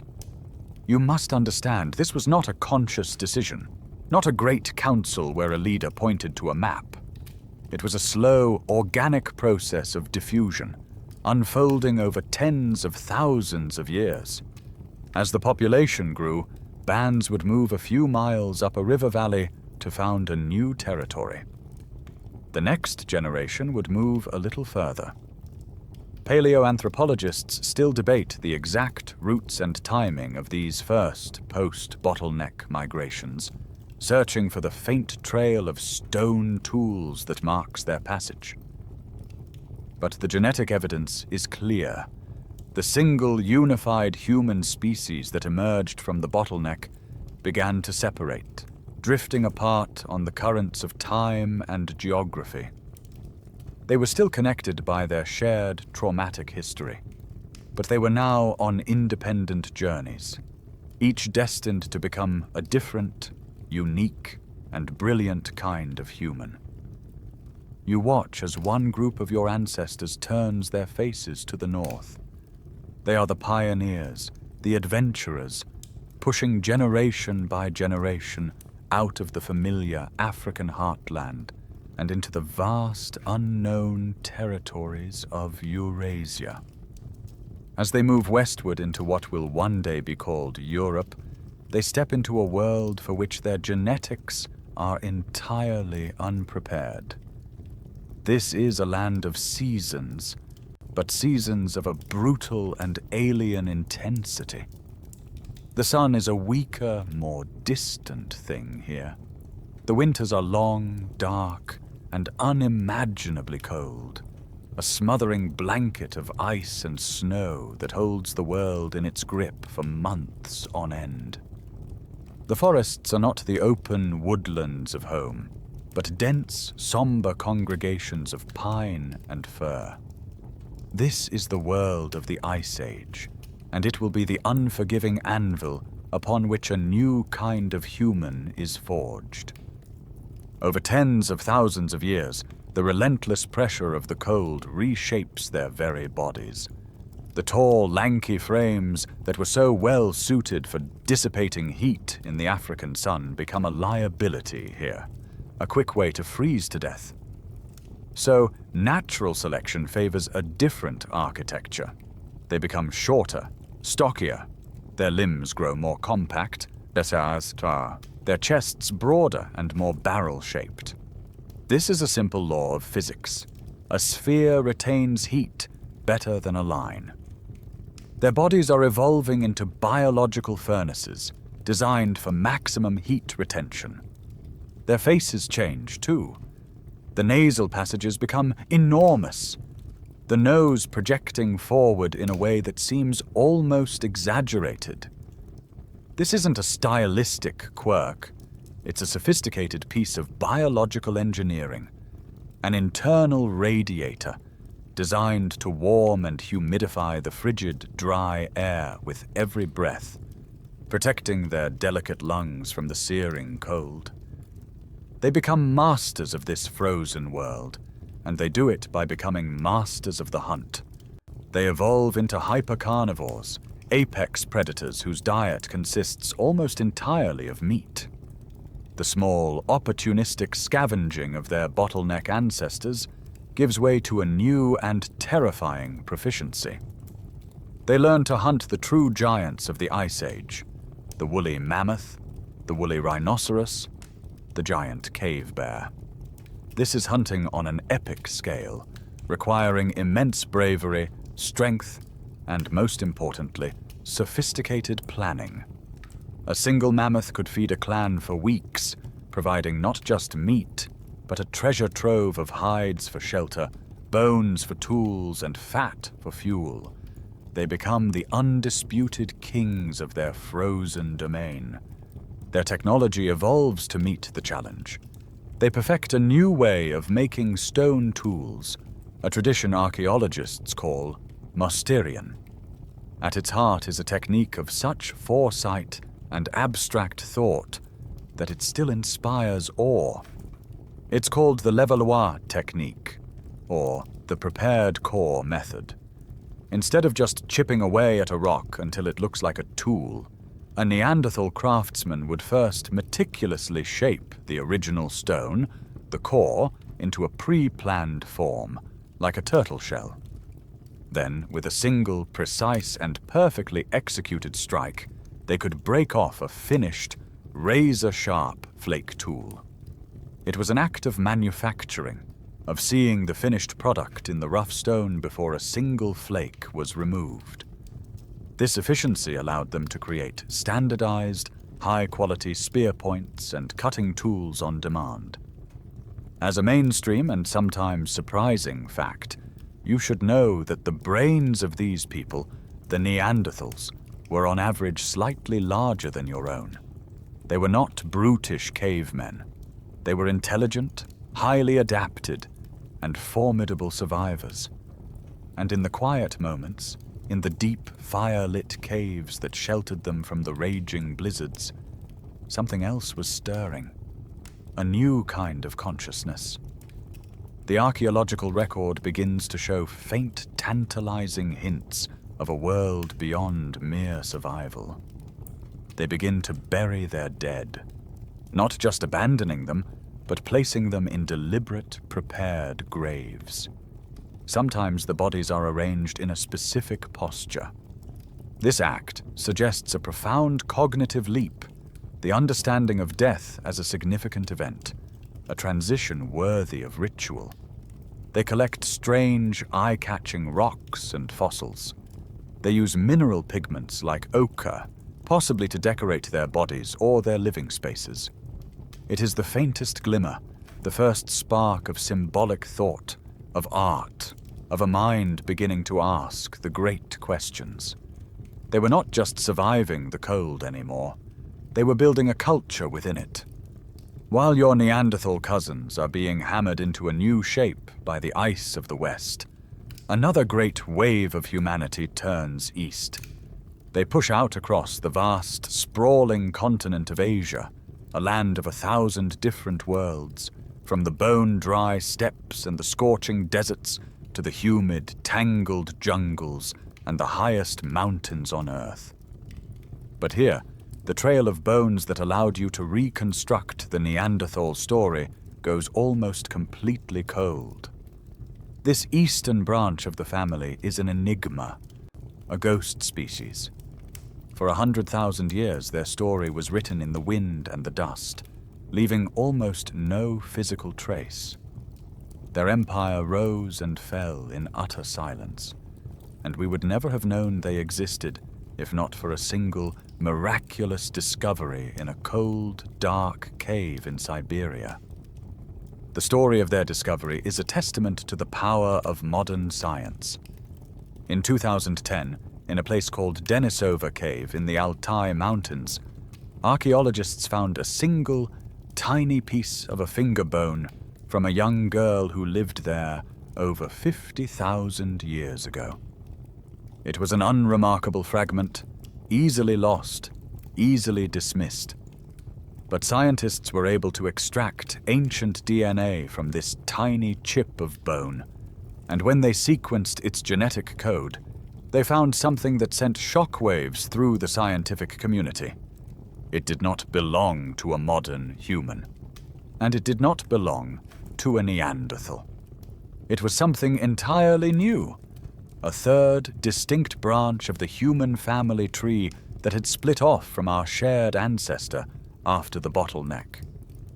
They were named simply the Denisovans, after the cave that held their only secret. For a long time, their entire known fossil record consisted of that one finger bone and a couple of teeth. They are a people known to us almost entirely as a whisper in our DNA. But that whisper tells a story of incredible success.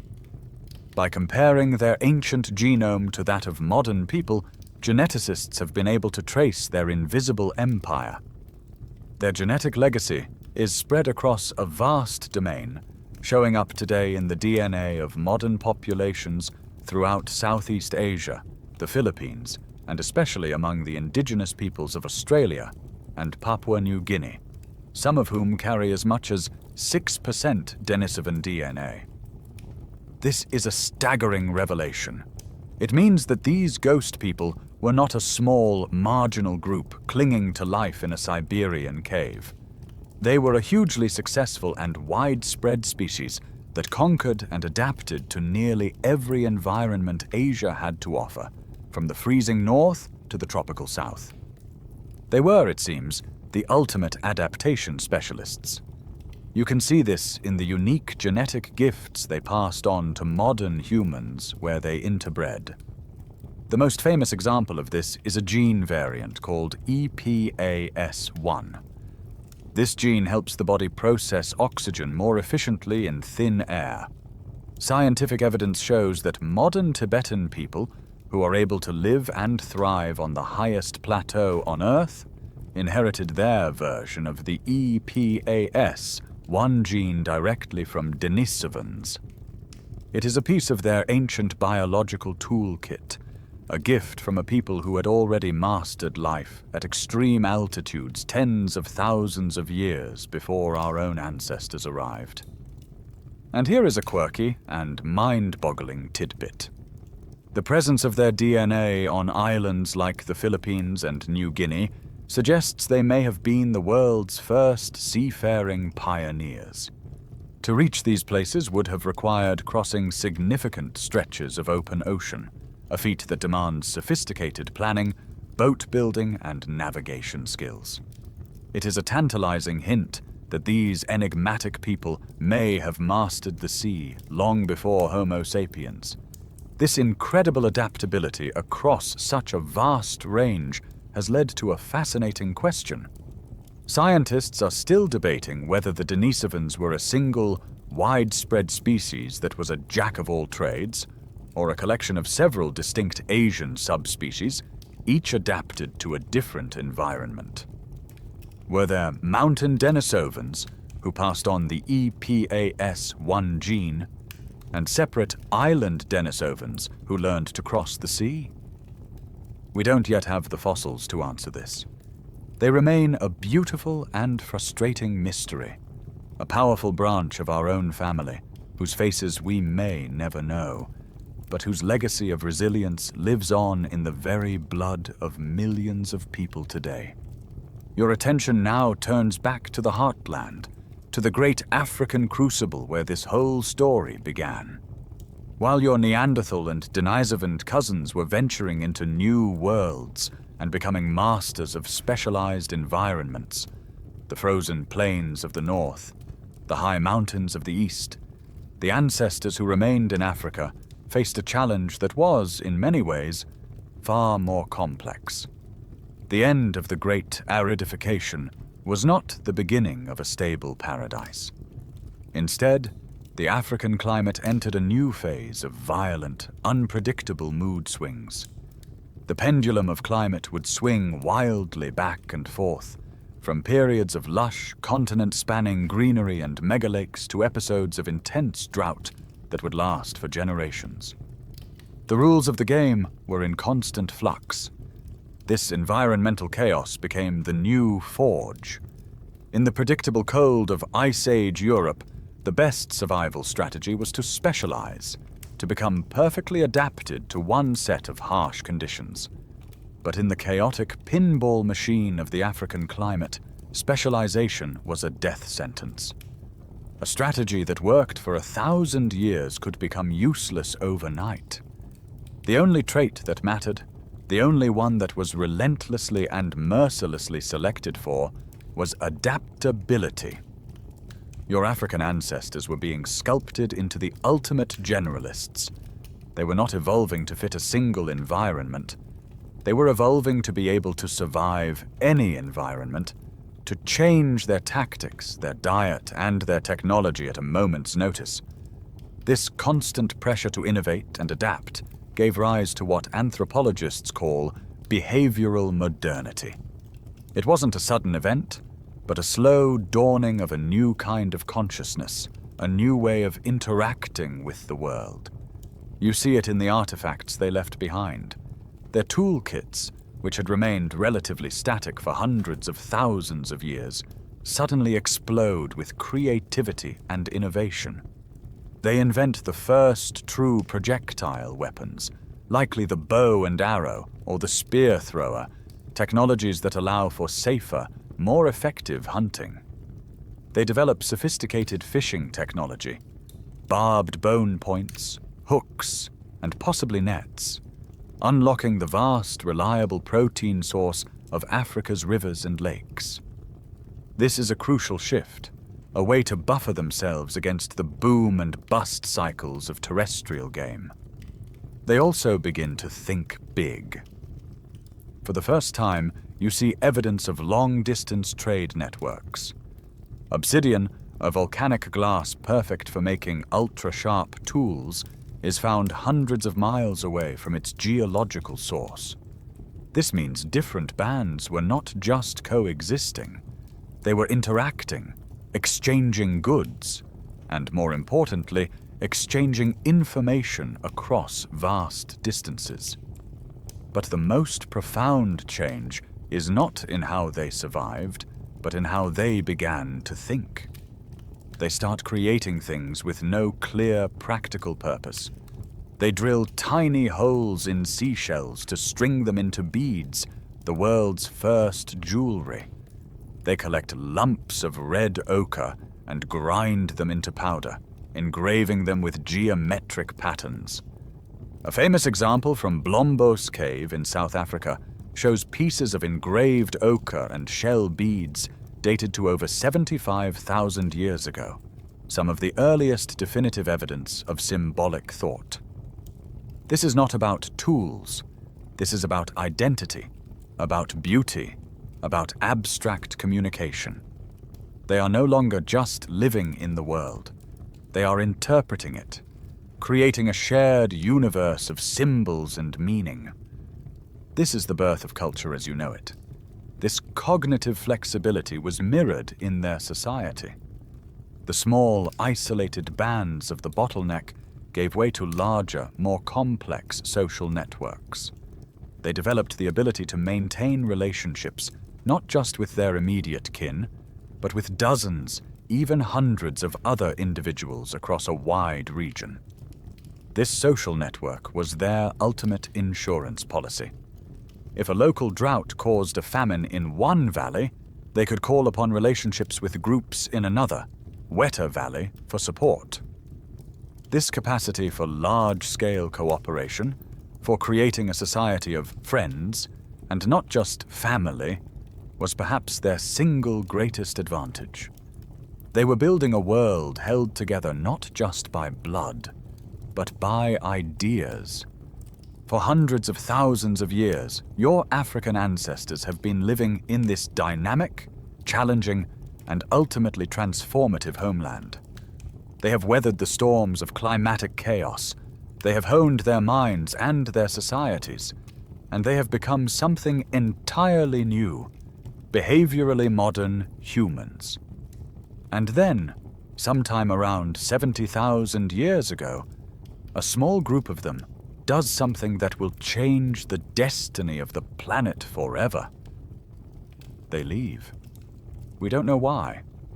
Perhaps it was a period of drought that pushed them, or population pressure that pulled them, or maybe it was just a restless, insatiable curiosity. Whatever the reason, a small band, maybe only a few hundred individuals, walks out of northeastern Africa, likely crossing the narrow straits at the southern end of the Red Sea, and steps onto the shores of the Arabian Peninsula. This is the Great Exodus, the final out-of-Africa migration that will seed the entire rest of the world with your direct ancestors. This small group of pioneers carried with them a subset of the genetic diversity that existed in Africa at the time. This migration created a second, much gentler bottleneck in our history known as the founder effect. Because the entire population of Europe, Asia, and the Americas was founded by this small initial group, all non-African people today have slightly less genetic diversity than modern African populations. It's a subtle but clear echo in our DNA of that fateful journey. A genetic marker of the moment a handful of adventurers left home and never looked back. But you must understand, these travelers were a completely different kind of human from the ones who had left Africa hundreds of thousands of years earlier and evolved into Neanderthals and Denisovans. Those first migrants were pioneers of biology. These new migrants were pioneers of culture. They didn't just carry a few simple hand axes in their hands. They carried a revolutionary new operating system in their minds. They had a sophisticated toolkit of projectile weapons, fishing gear, and blade-making technology. They wore tailored clothing sewn with bone needles. But more importantly, they carried with them the power of symbolism, the ability to organize their societies into large, resilient networks, and a capacity for complex language that allowed for unprecedented levels of planning and cooperation. They were stepping onto a world stage that was far from empty. It was already fully occupied by their powerful, intelligent, and highly successful, long-lost cousins. For 500,000 years, the Neanderthals had ruled Ice Age Europe. For just as long, the enigmatic Denisovans had mastered the vast continent of Asia. These were not primitive relics waiting to be replaced.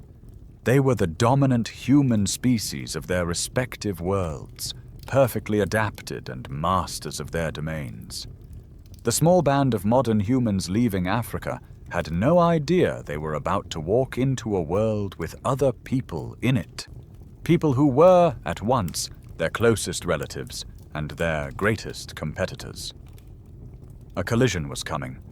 The three great separated streams of humanity, born from the trauma of the same ancient bottleneck, were about to converge. The reckoning for who would inherit the Earth was about to begin. The first meeting happens in a place that will one day be called the Levant, the land bridge connecting Africa and Eurasia. You are part of that small, pioneering band of modern humans, your people, Homo sapiens. You are leaner, more graceful than the humans who came before. You follow a river through a green valley, your senses alive to this new world. And then you see them. Across the valley, gathered near a rock shelter, is another family. They are human, unmistakably so. They have fire, they have tools, they cradle their children. But they are different. They are shorter, more powerfully built. Their bodies a testament to a life of immense physical strength.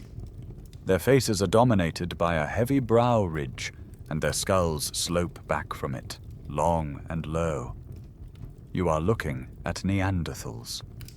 For 500,000 years your lineages have been separated, and now in this quiet valley, the two streams of humanity converge. What happens in that moment? Fear? Curiosity? Aggression? We will never know the details of that first world-changing encounter. What followed was not a simple, clean story of conquest and replacement. The relationship between your ancestors and your Neanderthal cousins was messy, complex, and deeply, deeply human. It was a story of both brutal conflict and surprising intimacy, written in the silent testimony of bones and genes. In the caves and rock shelters of the Middle East, archaeologists find grim evidence of the conflict. Skeletal remains from this period of overlap show a higher frequency of traumatic injuries, some consistent with interpersonal violence. It makes perfect sense. You were two different peoples competing for the exact same resources, the best caves for shelter, the most reliable water sources, the prime hunting grounds where the gazelle and wild cattle roamed. When resources were scarce, you fought. But the most powerful and astonishing evidence tells a different story. It wasn't all war. In the quiet moments between the conflicts, something else happened. You talked, you traded, you learned from each other, and you fell in love. You had children together. We know this with absolute certainty because the proof is written into the genome of every non-African person alive today. If your ancestry lies anywhere outside of sub-Saharan Africa, you carry between 1 and 4% Neanderthal DNA. It is the faint, indelible genetic echo of those ancient encounters. Your own DNA is a family portrait, and in the background, standing just behind your great-great ancestor, 1,000 times over, is a Neanderthal. This means that at some point, a modern human and a Neanderthal looked at each other and did not see an enemy or a competitor, but a partner. They formed a bond, had a child, and that child was raised successfully within a human tribe, passing its unique genetic inheritance down through the ages until it reached you. This genetic exchange wasn't just a quirky footnote. It was a critical part of our ancestors' success story. The Neanderthals had been living in Eurasia for hundreds of thousands of years and were biologically adapted to its unique challenges.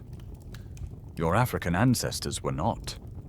The quirky but vital tidbit is that you inherited some of their best survival tricks. The genes you received from Neanderthals are disproportionately related to your immune system. They gave your ancestors a ready-made defense against the local diseases and pathogens of Eurasia, a biological head start that would have taken thousands of years to evolve from scratch.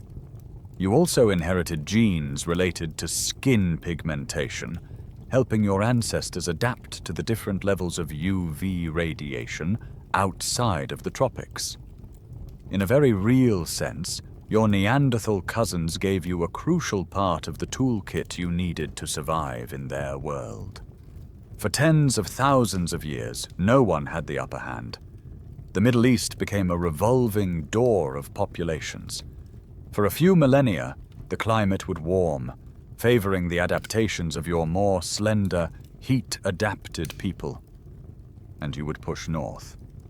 Then the climate would shift. Another cold spell would grip the land, and the robust, cold-adapted Neanderthals would push back south, reclaiming their ancestral territories. Archaeologists can track this ebb and flow in the layers of sediment in caves, where modern human tools are found in one layer, and Neanderthal tools are found in the layer just above it, and then human tools again above that. It was a long, protracted stalemate between two equally intelligent, equally capable, and remarkably well-matched human species. The question of who would ultimately inherit this world was still very much undecided. For tens of thousands of years, the world held its breath. The stalemate between your ancestors and your Neanderthal cousins was a delicate, shifting balance. But then, around 45,000 years ago, deep within the minds of your people, a switch was thrown. A period of explosive creativity and innovation ignited. A technological flowering so profound that archaeologists call it the Upper Paleolithic Revolution.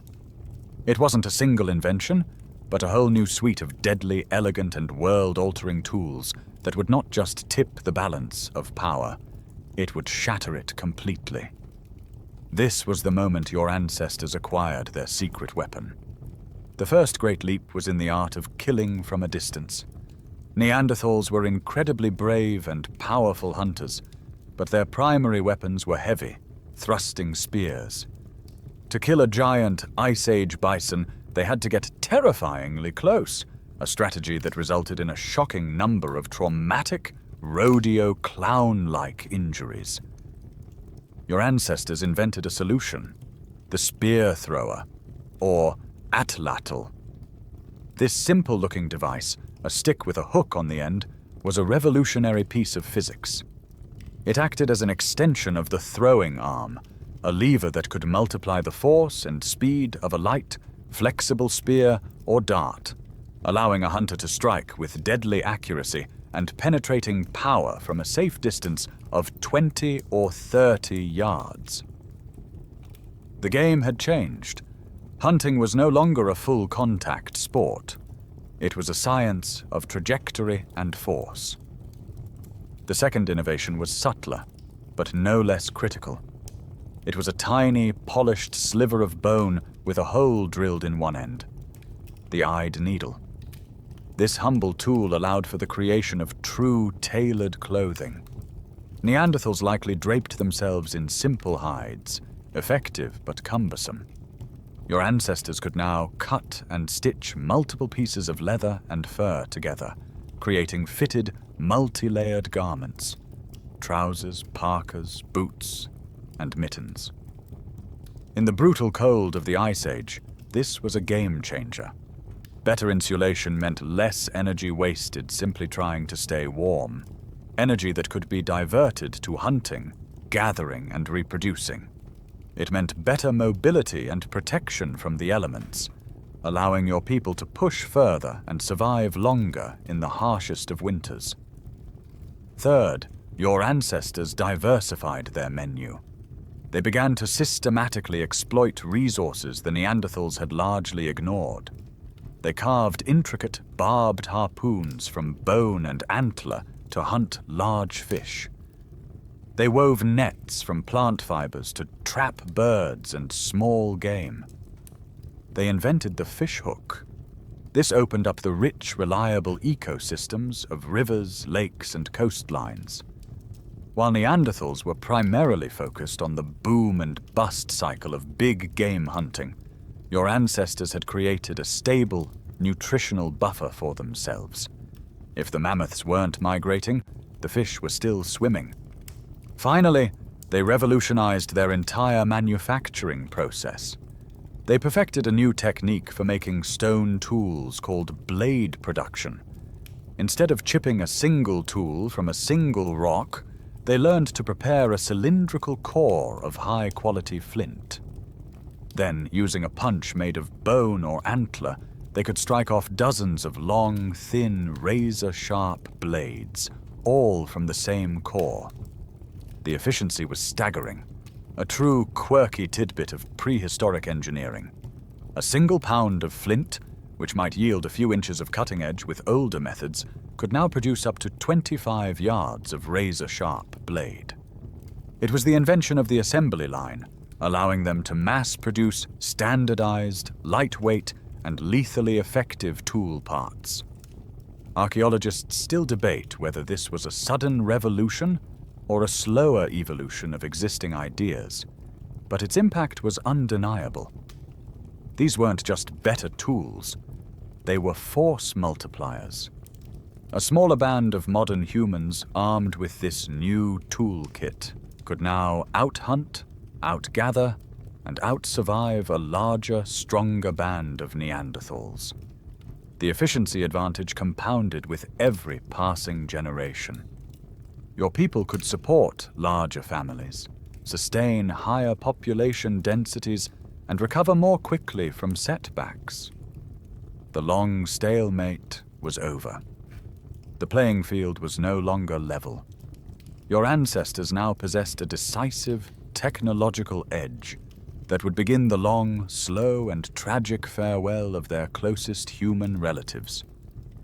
The end, when it came, was not a thunderous clash of armies or a swift, decisive war. There was no single cataclysmic battle for the fate of the world.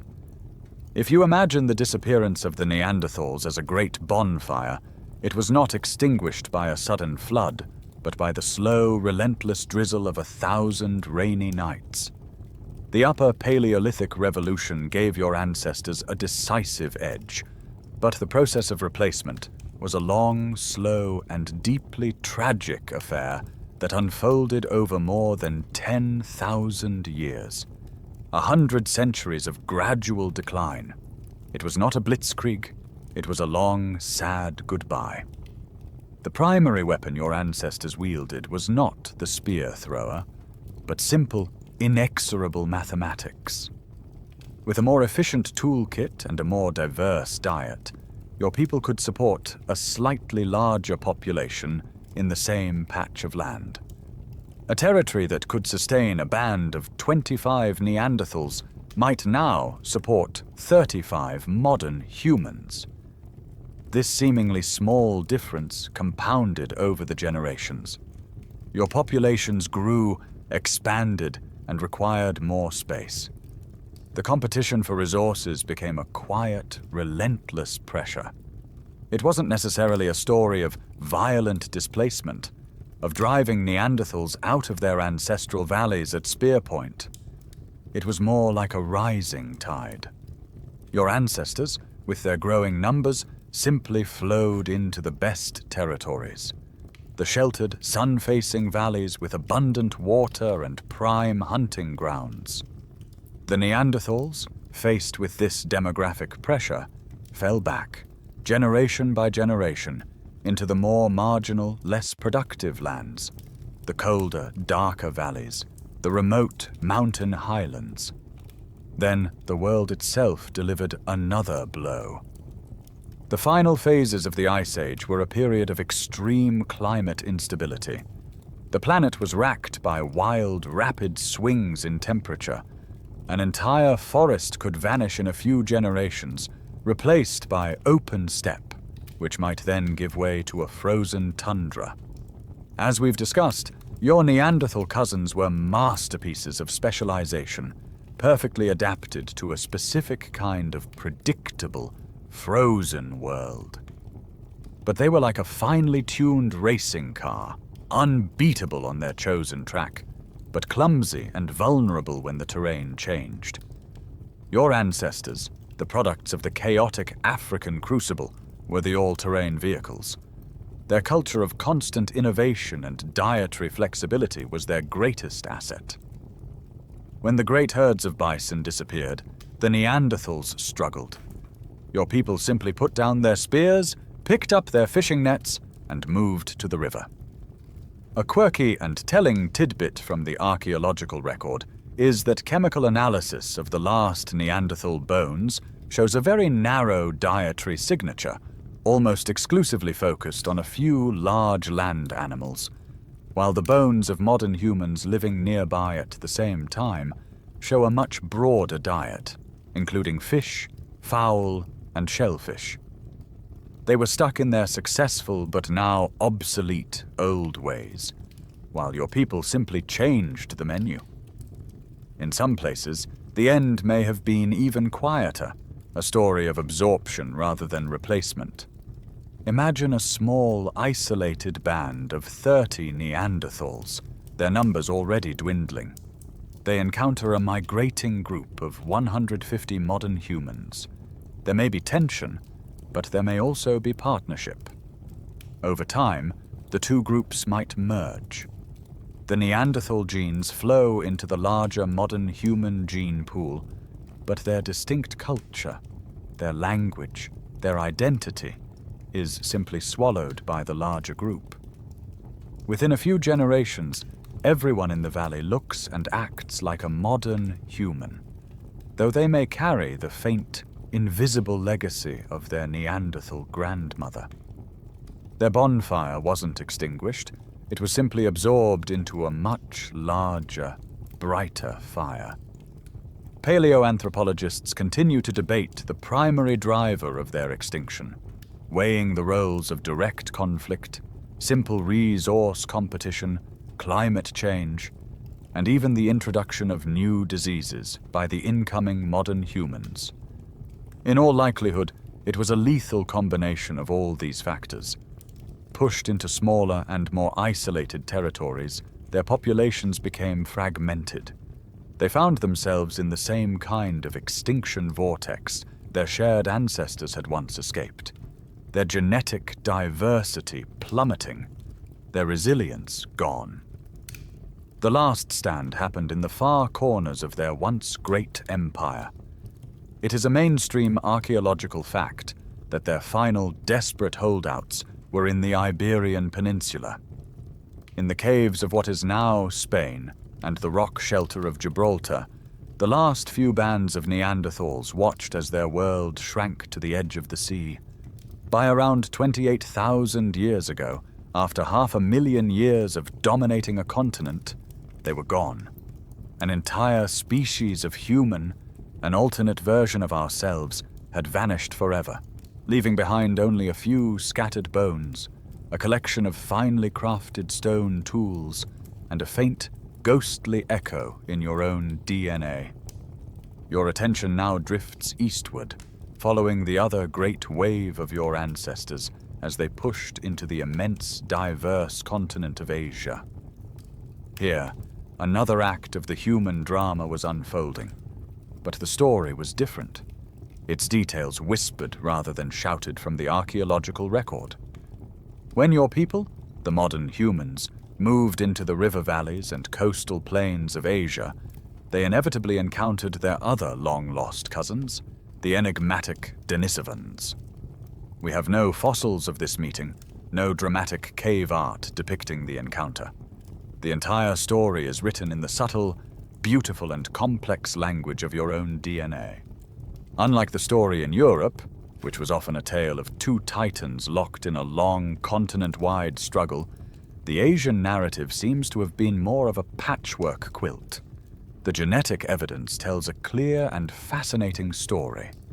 Your ancestors and the Denisovans met and interbred not just once, but on multiple occasions, in different places, at different times.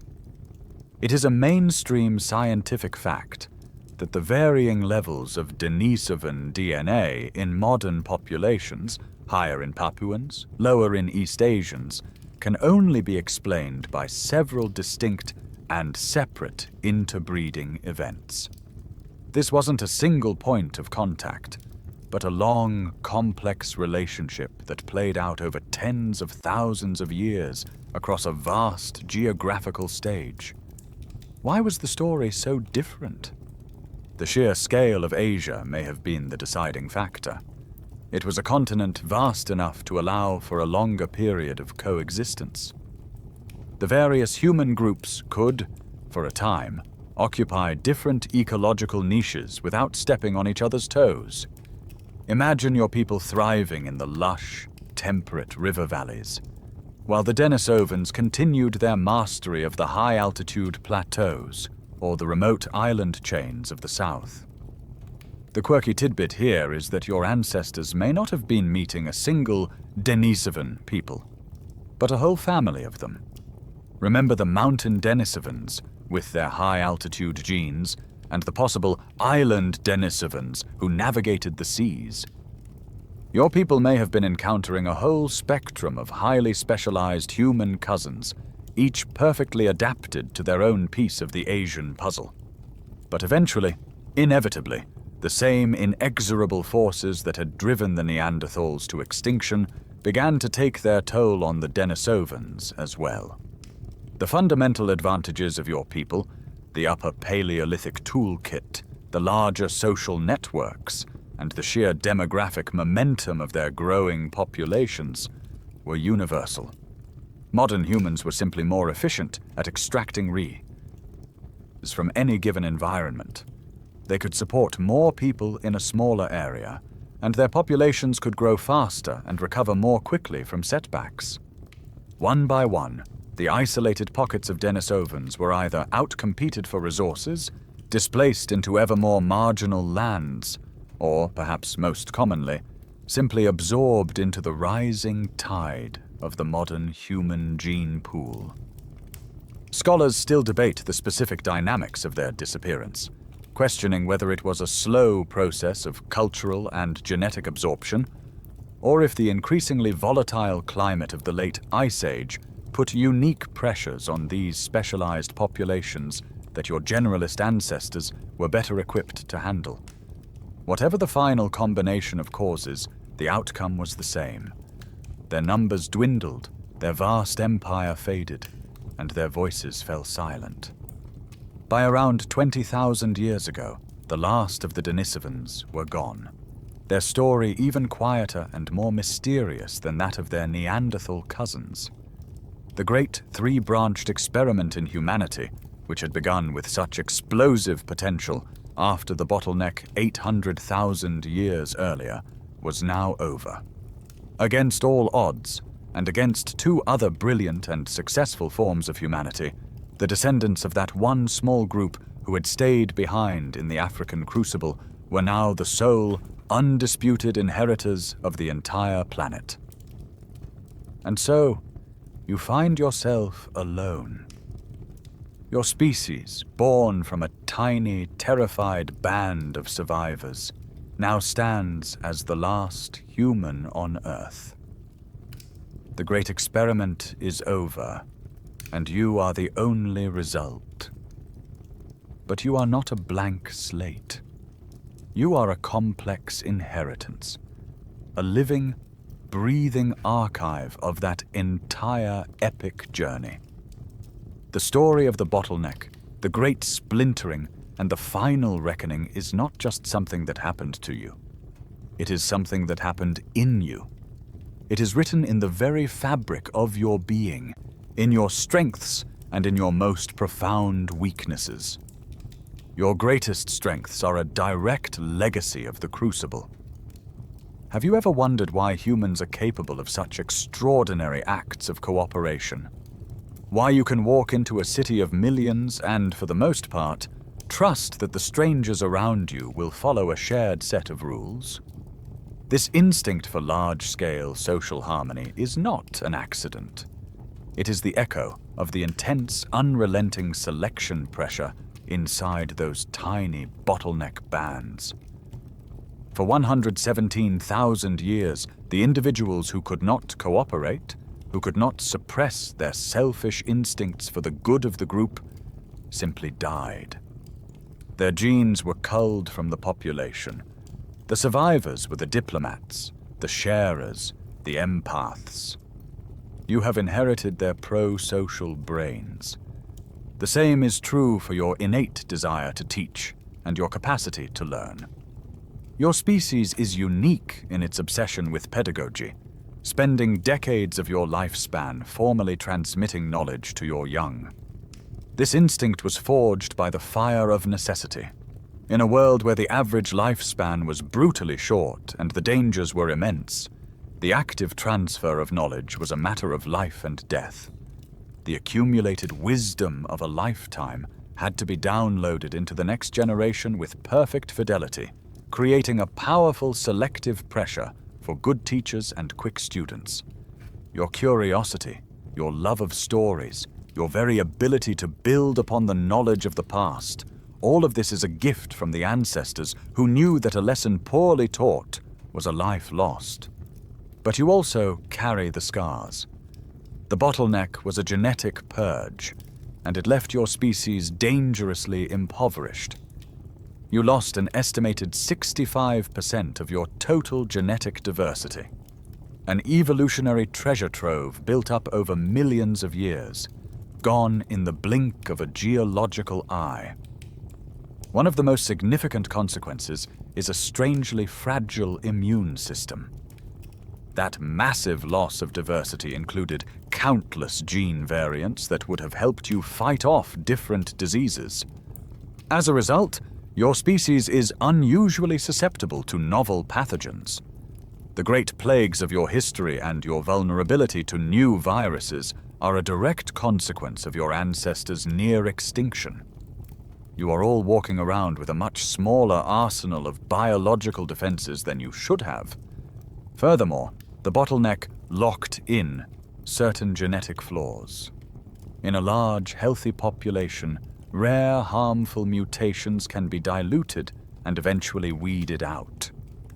But in a gene pool of only 1,280, a quirky or even slightly detrimental gene can become common by pure chance. Many of the genetic disorders that plague modern humans, from cystic fibrosis to Huntington's disease, may be the long-term consequences of this ancient genetic lottery. Geneticists still debate which specific disorders are a direct legacy of the bottleneck and which arose later, but the underlying principle is clear. The shallow gene pool of the survivors made the entire species more vulnerable to its own internal errors. You are a masterpiece of survival, but you are a flawed one. Your genome is a beautiful, intricate tapestry, but it is woven with the bright threads of resilience and the dark, persistent threads of the scars you acquired when your family was reduced to almost nothing. Of all the profound truths that this discovery has unearthed from our deep past, one stands out with a searing, modern relevance. In a world still fractured by lines drawn on maps and in minds, a world where people still cling to the tired, dangerous fiction of fundamental differences between groups, the story of the bottleneck provides one of the most powerful scientific refutations of racism ever found. It is a story that erases the very concept of biological race, not as a philosophy, but as a simple, undeniable genetic fact. It tells you, with the full weight of your entire ancestral history, that there is no them. There has only ever been us. Every single person on this planet, all 8 billion of you, is a direct descendant of the exact same tiny group of survivors. Think about that. The Australian Aboriginal who can trace their lineage on their continent back 50,000 years, the Norwegian fisherman navigating a frigid fjord, the Amazonian tribesman who has never seen a city, the bustling New York stockbroker. If you trace their family trees back far enough, they do not just arrive in the same region. They arrive at the same tiny, desperate camp. They meet at the same fire. They are all the great-great-grandchildren, 1,000 times over, of the 1,280 individuals who refused to let the human story end. The divisions you see in the world today are a paper-thin veneer, a recent and trivial postscript written on the final page of an immense, shared epic of survival.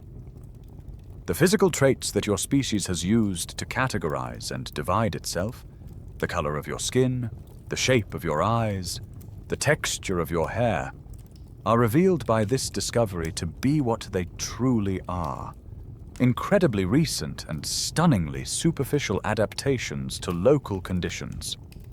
As your ancestors, the bottleneck survivors, finally exploded out of Africa and spread across the globe, they encountered different environments.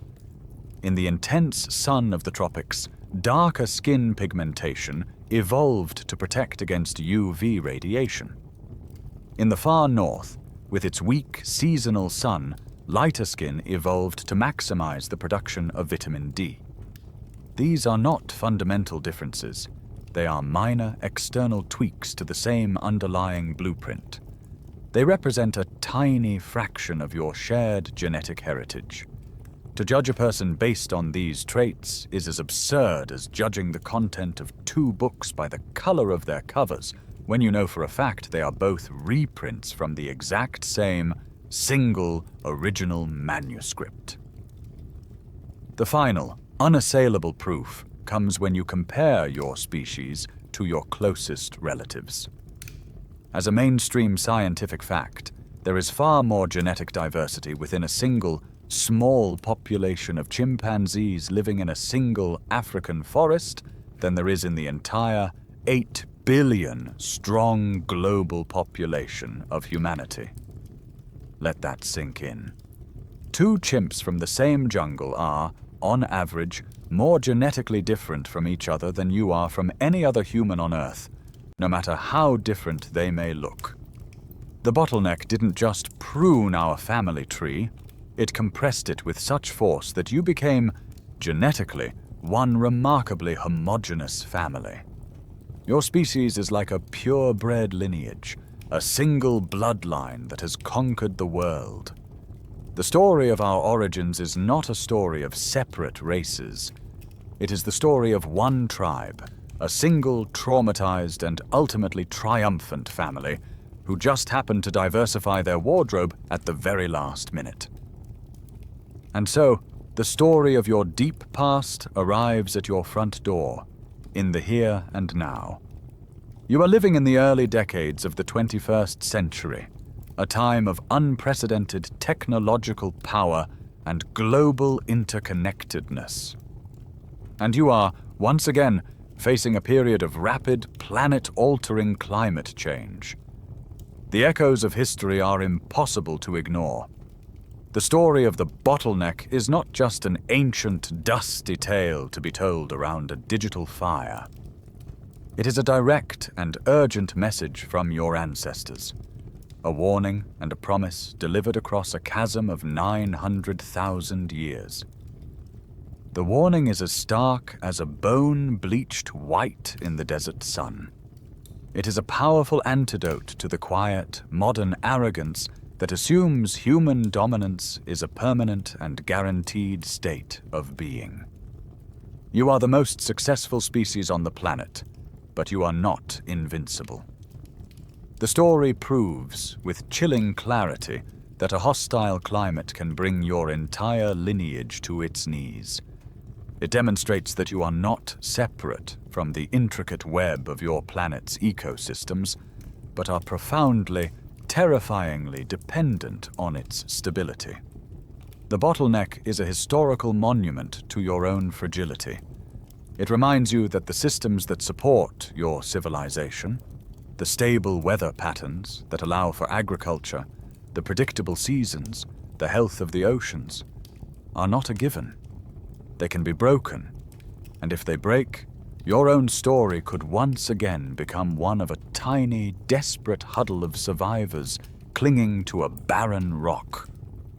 But alongside this grim warning, your ancestors have bequeathed you a powerful reason for hope. You are, after all, the children of the survivors.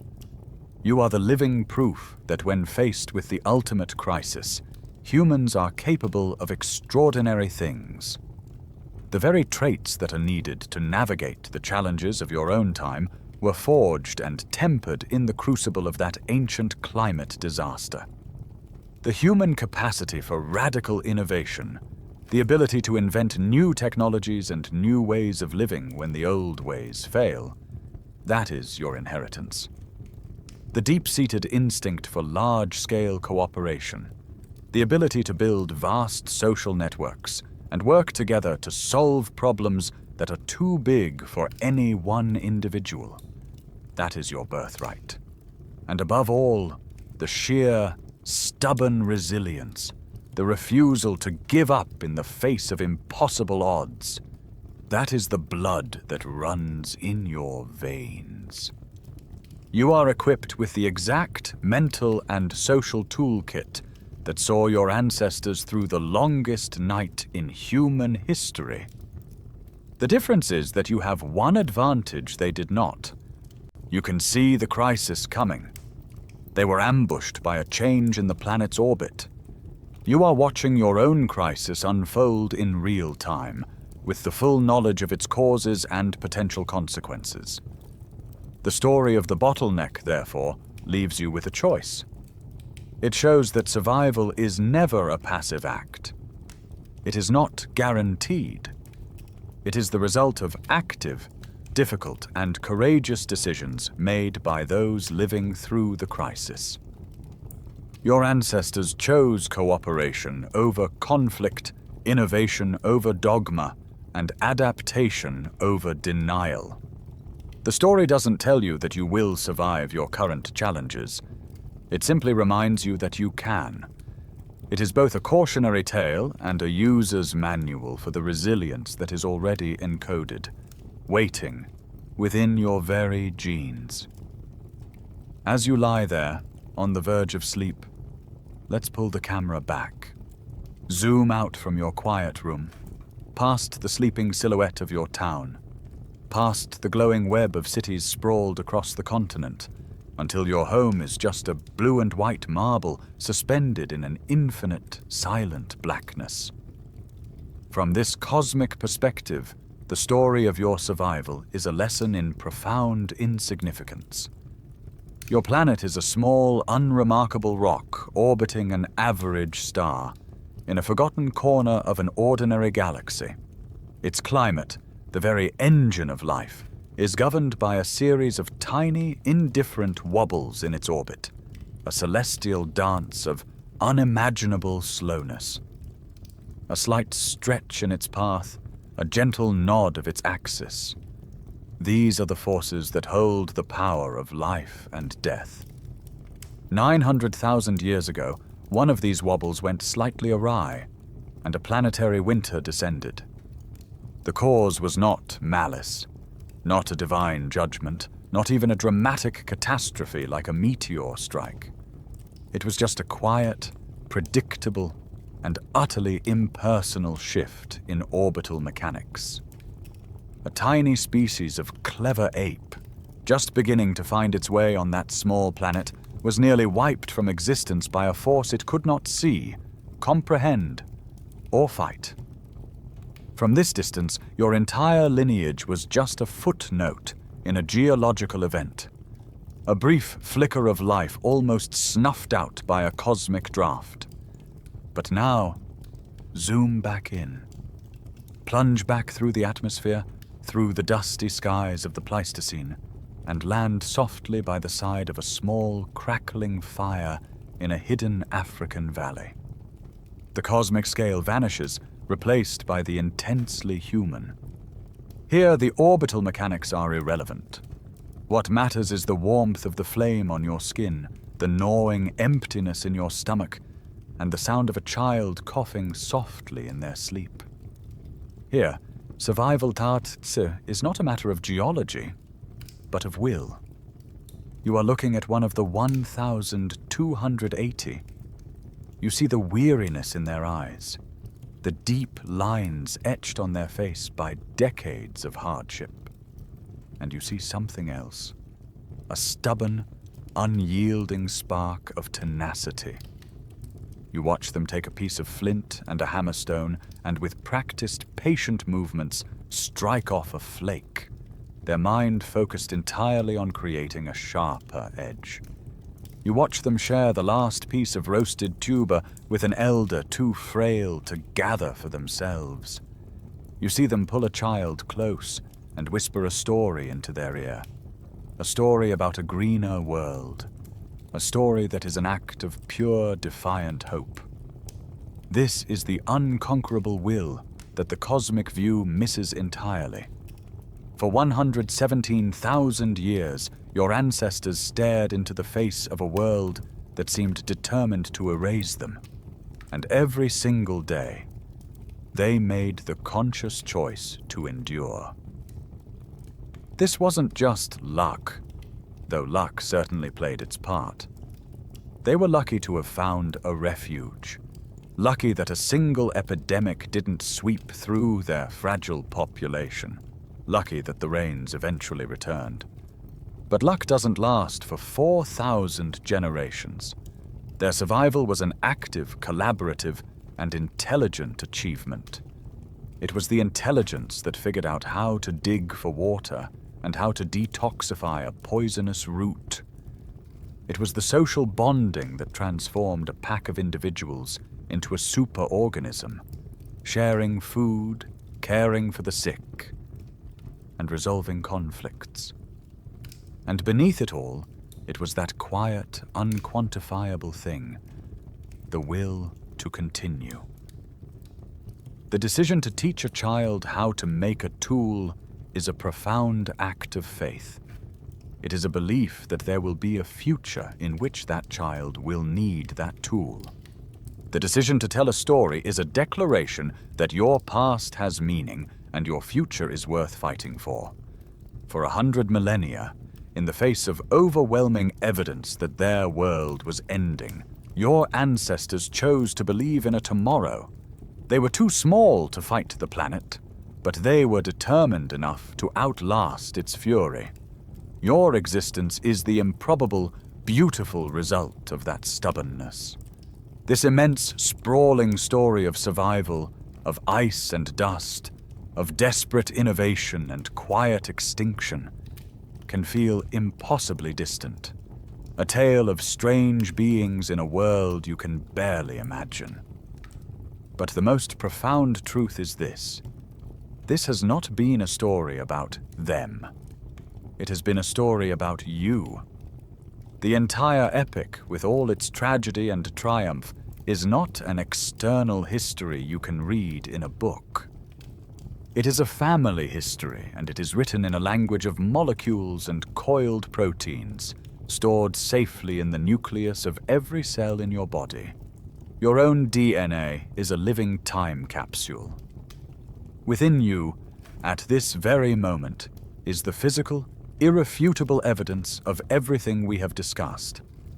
If you could unfurl the genetic code from one of your cells, you would find human chromosome 2, and there, in its center, you would see the molecular scar tissue, the ghostly remnants of the ancient telomeres where two smaller ancestral chromosomes fused together under the immense pressure of a dying world.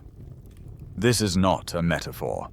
It is a physical monument to the bottleneck that you carry with you every second of your life. Tucked away in your genome, you also carry the stark signature of that long winter, the strangely low genetic diversity. The proof that your entire lineage was once edited down to a single fragile page. Scientific evidence from whole genome sequencing confirms this lack of diversity is a universal feature of our species, the genetic fingerprint of our shared near-death experience. The legacy is not just in your biology. It echoes in the very way you think and feel, in the quiet, unconscious instincts that guide you through your modern world. Every time you cooperate with a stranger in traffic, every time you feel a pang of empathy for someone you've never met, you are expressing the deeply encoded social software that was the price of admission for survival in those tiny, interdependent bands. Every time you patiently teach a child how to do something, from tying their shoes to understanding a piece of math, you are participating in the sacred act of knowledge transfer that was once the only thing standing between your ancestors and oblivion. The very architecture of your brain, its remarkable ability to solve novel problems, to innovate and adapt, is a quirky and direct tidbit of your inheritance, a product of 4,000 generations of relentless selection for the cleverest, most flexible minds. Sociologists and evolutionary biologists still debate how much of our complex modern behavior, like altruism or our capacity for art, is a direct, hardwired legacy of the bottleneck versus a product of more recent cultural evolution. But the foundation was undeniably laid in that ancient crisis. The pressures of that time didn't just select for individuals who were good at surviving. It selected for the ancestors of a species that would be good at building civilizations. And when you trace it all back, you find the most startling fact of all. That successful lineage, which outlasted the Neanderthals and the Denisovans and went on to inherit the Earth, is not some abstract group. It is your lineage, You are not descended from a people who were like the survivors. You are descended from the survivors themselves. You are walking, talking, breathing proof that in a world that had fallen into an endless night, 1,280 people decided to hold on until the dawn. As the dust of this immense continent-spanning drama settles, you are left with the legacies of the three great human experiments, the three children of the bottleneck. Each took the shared inheritance of survival and forged it into something unique, a different answer to the question of what it means to be human. Each of their stories is a testament to resilience, a brilliant evolutionary path that, in any other version of history, might have led them to become the sole inheritors of the earth. First, you have the legacy of the Neanderthals. They were the pioneers, the first to truly break away and face a world of alien cold. This is a story of incredible physical courage and profound adaptation. They were a testament to resilience, a species that not only endured the brutal heart of the Ice Age, but mastered it, becoming its apex predator. They were brilliant tool makers, mighty hunters, and the first of our family to show the quiet, heartbreaking flicker of symbolic thought in the deliberate burial of their dead. Their legacy is one of strength and specialization, a perfect attunement to a world that was, in the end, too unstable to last. And yet they did not vanish completely. They live on as a whisper in your blood, a ghostly 1 to 4% of your DNA that is a permanent living monument to their time on Earth. Their story is a reminder that even in extinction, a part of us can endure. Next, you have the legacy of the Denisovans, the great mystery of the human story. Theirs was a silent empire, a testament to the sheer diversity of paths that survival can take. Known to us from little more than a finger bone and a few teeth found in a Siberian cave, they were the masters of adaptation, a ghost lineage that spread from the highest mountains on Earth to the shores of the tropical seas. They are a story of mysterious expansion and incredible specialization. They bequeathed to their modern human descendants not just a vague ancestral echo, but specific, powerful genetic tools, a biological gift that allows people today to breathe in the thin air of the Himalayas or fight off diseases in the tropics. Their legacy is a profound reminder of how much of our own family history remains unwritten, a testament to the brilliant, successful human worlds that can rise and fall, leaving behind almost no trace but a crucial, life-saving secret hidden in our genes. Finally, you have your own legacy, the legacy of Homo sapiens. Your path was that of the ultimate generalist. While your cousins were becoming masters of a single, demanding environment, your ancestors remained in the chaotic African crucible, a world that demanded not perfection, but flexibility.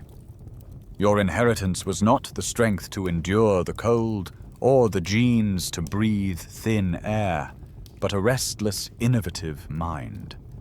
Your advantage was your adaptability, your complex social networks, and the explosive power of symbolic thought that allowed you to create shared cultures and cooperate on an unprecedented scale. Anthropologists still debate whether the final advantage of Homo sapiens was primarily technological, social, or linguistic. But all agree it was our flexibility that ultimately sealed the fate of our cousins. Your legacy is that of the survivor who won not by being the strongest, but by being the most willing to change. But this victory is tempered by a profound and humbling truth. You are not a pure lineage that cleanly replaced the others. You are a hybrid, a composite. You carry the ghosts of your cousins within you. The story of the three legacies is, in the end, the story of one family. The bottleneck created a single, traumatized ancestral population, which then branched out to explore the world, and finally came back together in a complex, sometimes violent, and sometimes loving reunion. You are the result of that final, messy, and beautiful convergence. And so, as you lie here on the edge of sleep, you are left with the quiet weight of this final, staggering thought, the sheer, unadulterated improbability of your own existence. The story of humanity was not written as a triumphant, inevitable march toward the present. It was a thread spun from the hope of just 1,280 individuals, stretched taut across a chasm of 117,000 years of near-certain doom. Every other version of our family, every other brilliant experiment in what it meant to be human, has faded into the long silence of the past. Only this one, improbable, ridiculously tenacious lineage made it through. Every single one of your ancestors, for 900,000 years, had to survive long enough to have a child. They had to survive the droughts, the famines, the predators, the diseases. They had to navigate the complex social worlds, the conflicts, and the climate shifts. A single break, a single moment of bad luck anywhere along that immense, unbroken chain, and you would not be here. Your consciousness, your thoughts, your dreams, all of it is the result of the longest, most unlikely winning streak in the history of life on Earth. Take a moment and listen to the quiet of your room. Perhaps you can hear the soft hum of an appliance, the distant murmur of traffic, or the gentle rustle of leaves outside your window. Now try to imagine a different kind of quiet. An immense planetary silence. The silence of a world with so few people that you could walk for 1,000 miles in any direction and never hear another human voice. A world where the only sounds were the wind, the cry of a lone bird, and the frantic, hopeful beat of your own heart. That was the world that your ancestors endured.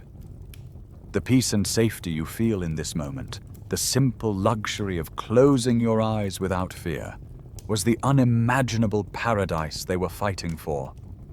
They did not know what the world would look like, who their descendants would be, or what wonders they would create. They only knew that survival was a sacred duty, a debt owed to the future.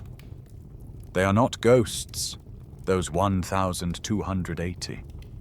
They are not a distant academic curiosity.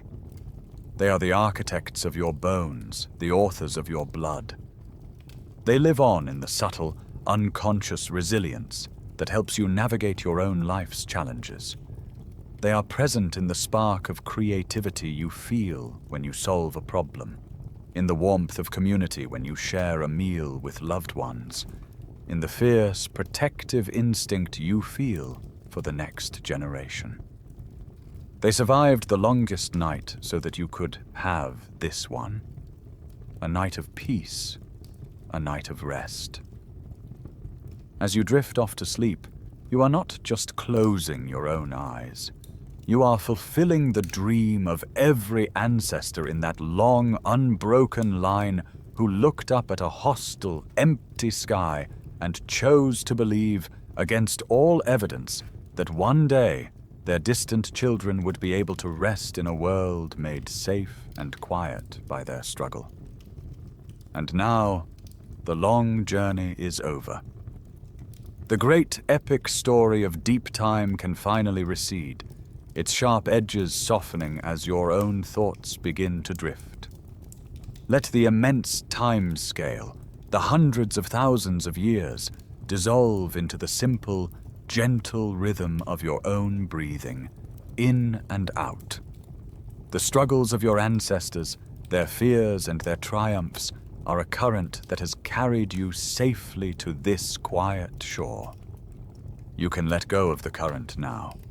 Feel the weight of your own body, a comfortable, pleasant heaviness sinking softly into your bed.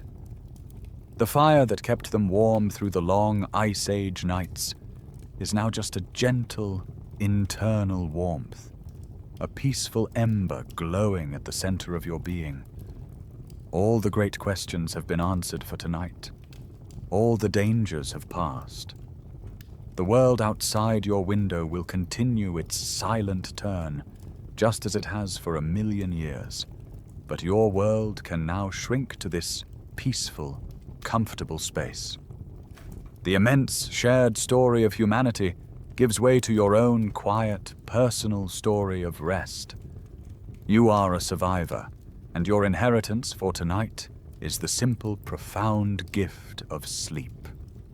There is nothing left to do but to let the last vestiges of the day fade into a soft, indistinct murmur, and allow yourself to drift into the deep, restorative peace that you have so deeply earned.